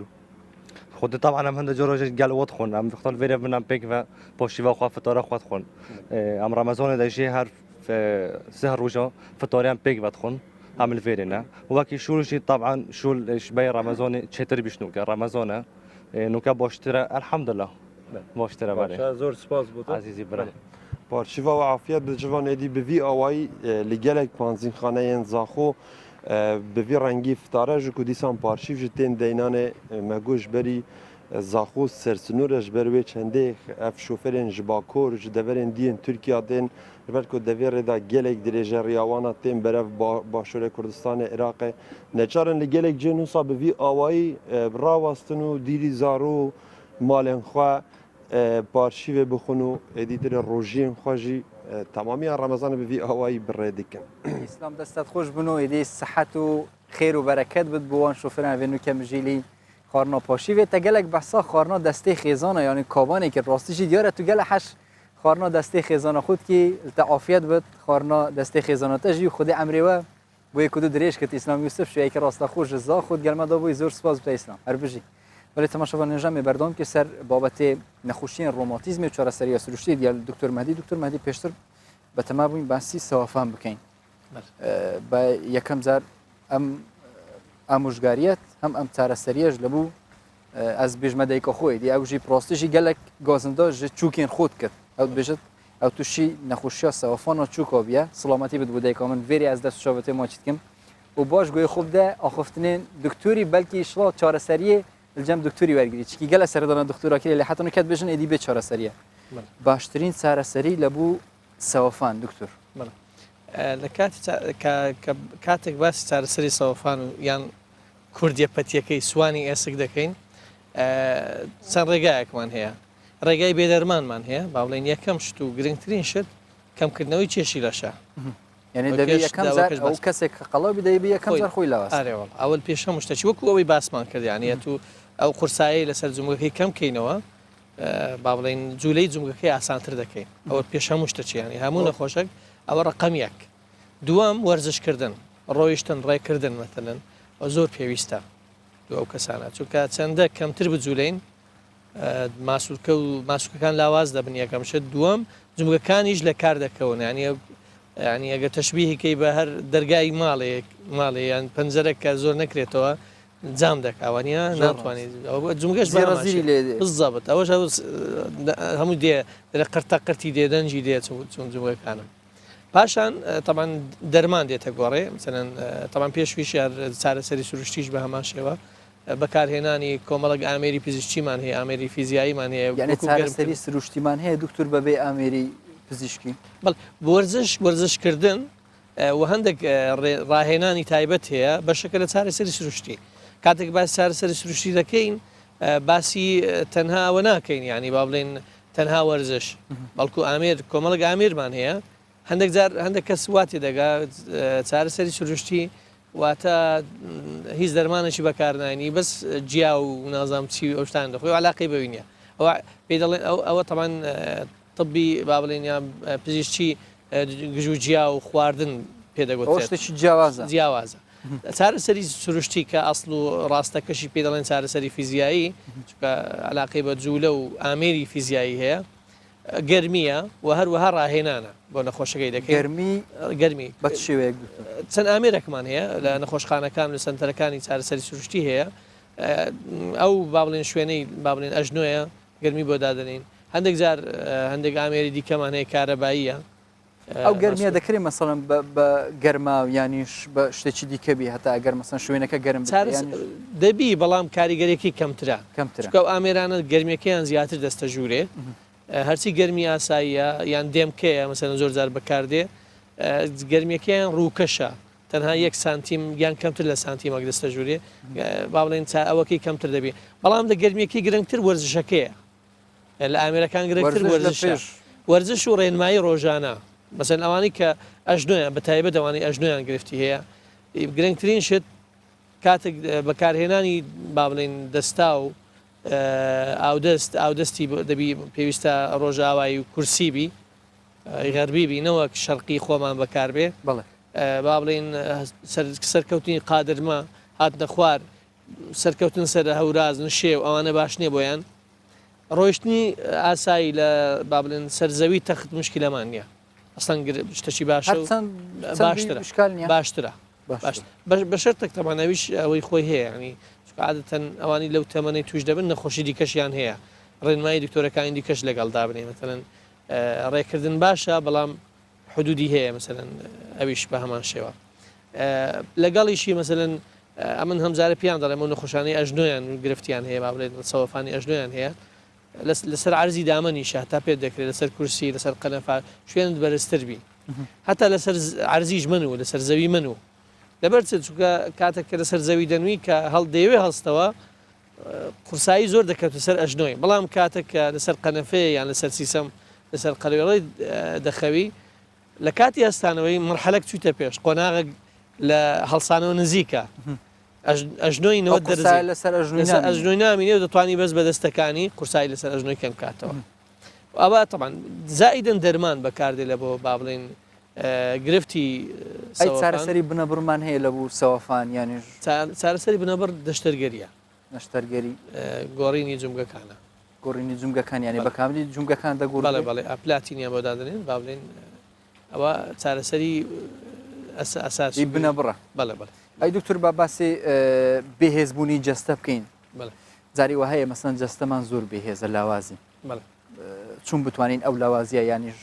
ئەو تەمان یەک لەو گرفتانەی باوە ئێستا لەناو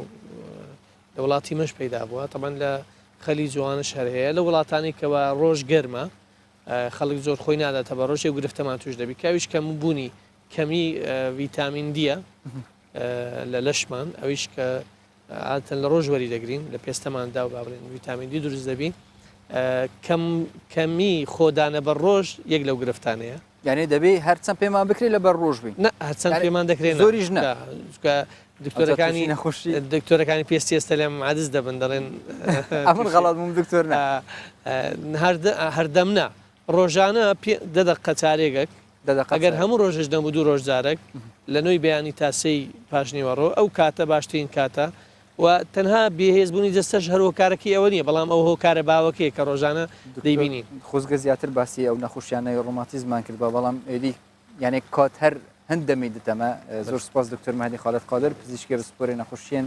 ڕۆماتیزم و چارەسەریە سروشتی توتناوە پاشی و 11 دادگەلمەبێ و خودی خێراتە بنوێست و ئیشڵە هەر دیری نەخۆشیەوە بن یا خودی انشاءالله ئەی خودش تەڕازی بێت بادینی باشە باشە برای تەماشاوان هێژای دیال دکتۆری زیاترمە بەحسی بابەتی کرد ئیشڵە این ئێدیوە مفاش بابەتی وەرگرت و زانیاری سەروان نەخۆشیە وەرگرتن ئەمێ بەردەوامی سەرپاشی vê ئەمێ بەرەف گەرمیانê ve بچین و ئێدیش بەر گەرمیê چونکی وەکی navê xwe jî germiyan germoyê jî gelek yani pilavêya berz e xelkê karker zêdetir pişevê şolên xwe karên xwe encam didin û çinin nava bazarî da karên xwe encam didin ji ber germiya rojê û paşî berdama hîn jî berdam gelmedava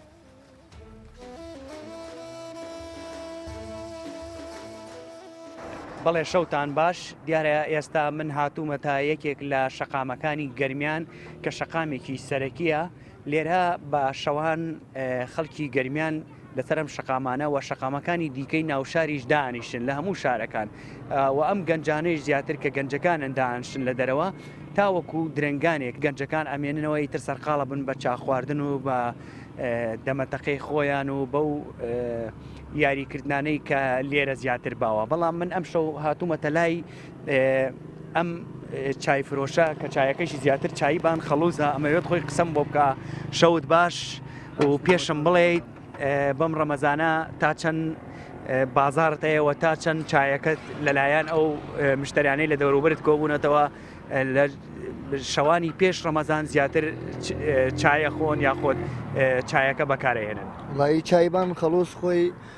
تام و چێژێکی ئەوەی هەیە ینی پێویست بە مانگی ڕەمەزان یا خۆ پێش مانگی ڕەمەزان ناکە مشتری خۆی بۆ خۆی پیاکە و لە مانگی ڕەمەزان داوە بێشک مشتری زیاتر بەرە و ئەو شوێنانە دەچنکەوە یعنی شوێنی دانیشتن و شوێنە گشتەکانن باشە پێت وانە ینی لە چاو ڕۆژەکانی پێش ڕەمەزاندا زیاتر خەڵک دێتە لای چایەکەی تۆ وایە ئەوە چای خەڵوس خۆی ئەوە پێشتر باسمان کرد کە تام و چێژێکی ئەوەی هەیە کە مشتری بۆ خۆی بێنێ بەڵام لە ڕەمەزاندا ئەو گەنجانە یاخود ئەو مشتریانە بەڕۆژ دەرناچن یعنی هەموو شەوێ شەوانە ڕۆگەنە شوێنە گشتەکان و سەر جادە ئەو شوێنانەیەکەوە بۆ نمونە یعنی گەنجانی لێ کۆ بێتەوە بە یاری و نەرگەلە خواردن و یاریەکان و کۆبوونەوە و دامەتەقی و شوێنە خۆشەکە ئەو خۆشی خۆیان دەڕبڕن دەست خۆش بێ زۆر سپاس دیارە چایەکی زۆر جوانی سەرخەڵوت شیدانە و ئامادەیەکە بۆ میوانەکانی من دەچمەلای ئەو گەنجانش کە لێرە کۆبوونەوە تاوانیش باسی ئەوەم بۆ بکەن بزانم ڕۆژەکانی ڕەمەزان لە گەرمیانە چۆن بەسەر ئەبەن بە تایبەتی لەم وەرزەی کە ئێستا ڕەمەزان کەوتۆتە مانگێکی زۆر گەرمەوە شەوتان باش هاتوومەتە لای ئێوەش تۆزێ قسەمان بۆ بکەیت تۆ وەکو گەنجێک پێم بڵێ ڕۆژانی ڕەمەزانێت وە شەوانی ڕەمەزان چۆن بەسەر ئەبەن ئێوە من ئەتان بینم زۆر جار زیاتر لە دەرەوەن بە پێشەکی بە خێراتنی کەناڵە خۆشەویستەکەدانەکەین ئێمە وەکو گەنجانی گەرمیان لەبەر لە مانگی ڕەمەزانی پیرۆزدا لەبەر گەرمی لەبەر پلەی گەرما زۆر گەرمە بەڵێ لەبەر پلەی گەرما زۆر گەرمە بەڕۆژ هیچ کاتێ بەڕۆژ دەرراچین هەموو ئیش و کارەکانی ڕۆژانەمانش ئەخەینە شەوان و شەوانیش وەکو گەنجانی گەرمیان تاکو نیو کاژمێر پێش پاشێ و لە دەرەوەین زیاتریش ڕۆکەینە چای بان خەڵوز ئیتر دووسە شوێن هەیە چای خەڵوز ئەفرۆشن لە شاری کفری ئێمەش دەڕۆینە ئەو شوێنانە دانشین و کاتێکی خۆش بەسرە بن لەگەڵ هاوڕێی خۆشەویستەکانمان خۆش بێ تۆش پێم بڵێ تۆش شەوان هەر لە دەرەوەی تۆ پێم وابێت دوکانداریشی بە ڕۆژ ئەچیتە دوکانەکەت یاخۆت زیاتری شوکارەکان بە شەو ئەکرێ ئەوەی من تێبینیم کردووە بە ڕۆژ شارەکانی گەرمیان زۆر چۆڵن یعنی جوڵەی خەڵک و هاتوچۆکردنی خەڵک زۆر کەمە ئەمە بۆچی ئەگەڕێنەوە بەڵێ پێشەکی بە خێراتنی کەناڵەکەدانەکەم ئێمە وەکو ڕۆژ لەبەر گەرمان ناتوانین کارەکەمان بەڕێ بۆین شەوان دەرەچینە دەشتەوە دێن لەگەڵم برادرە خۆشەویستانە داشین پێکەوە بۆ لای ئەو چای خەڵوزەتین چای خەڵوز لەگەڵ چای ماڵەوە چی جیاوازیەکە هەمووتان باسی تاموچێژی چای خەڵوزەکەن چی جیاوازیەکەیەوە بۆچی زیاتر حەسان لە چای بان خەڵوزە وەکو چای خەڵوز چایەکی کوردەواری ئیتر هەموو گەلی کورد حەزی لە چای خەڵوزە وەکو چای ماڵەوە نییە چای ماڵەوە لەسەر تەباغەکرێت لەسەر غازوانەکرێت تاموتێژەکەی وەکو چای خەڵوز نابێ باشە دەست خۆش بێ زۆر سپاس دەمەوێت ئاماژە بۆ ئەو بکەم گەنجان لێرە زۆر جار کاتەکانیان بە کێشانی نەرگەلەش بەسەر ئەبەن یعنی لێرە نەرگەلەش لە سەر شەقامەکان دانێنەوە پۆل کۆ ئەبنەوە هەریەکە و بە شێوازێک خۆی زیاتر سەرقاڵەکە بۆ ئەوەی شەوانی ڕەمەزان لە دەرەوە بمێننەوە و نیو کاتژمێر پێش بانگی بەیانی ئەم گەنجانە ئەچنە ماڵەوە ئیتر لەو کاتێک کە نانەخۆن و دوایش دوای بانگی بەیانیش بە ڕۆژوو ئەبن تاوەکو درەنگانێکی ڕۆژ تاوەکو کاتژمێر شەشی ئێوارەیش بە ڕۆژیش خەڵکەکە یەڵا دێتە دەرەوە لە گەرمیان زیاتر چونکە لێرە زۆر گەرمە ئیشوکاری خەڵکەکەیش کەوتووەتە شەو و بازاڕەکانیش لە گەرمیان زیاتر بە شەو جوڵەی بازرگانی و کاسبکار و هاوڵاتیانیش لە ماڵ دەرەچن و دەچنە بازاڕەکان بۆ پڕکردنەوەی پێداویستیەکانی ڕۆژیان من دەگەڕێمەوە بۆ لای ئێوە بۆ شاشە جوانەکەی کوردستان 24 لە گەرمیانەوە ئەی زۆر سپاس باوکارمە بەڕاستی ئەوەندە خۆش باسی چایبان خەڵوز دەکرد یعنی کۆ چاوەل سەرپەلا یعنی حەسکین دە پەلمەدانە بۆ نەوێرێ چاکار سەرپەلامەژی حاضر کرد بۆ دیال پۆشی بە خومەخار بۆ زۆر سپاس و سڵاو و ڕێز بۆ هەمی خەلکی گەرمانە بەلە تەماشاوان هێژا دەما دەربازبوویدا ژوان عابد گەل ستافێ بەرنامەی پاشیف ئەم گەلەوەدا بین هیویدارین مەشیابت خزمەتەوە بکەین و چبینە بێت شەوێندەها چیشدا ئیدیل 20 شەوێندەهایشدا خۆی حەز کرد بەرنامەی پاشیف گەل هەدوادا گەل هەوادا بەردەوام کرد و مەش دوعا بێبار نەکەن و پاشیوەوە خێر و بەرەکەت و سەحەت بتو شەوەوە خوش و هەر شاد بشین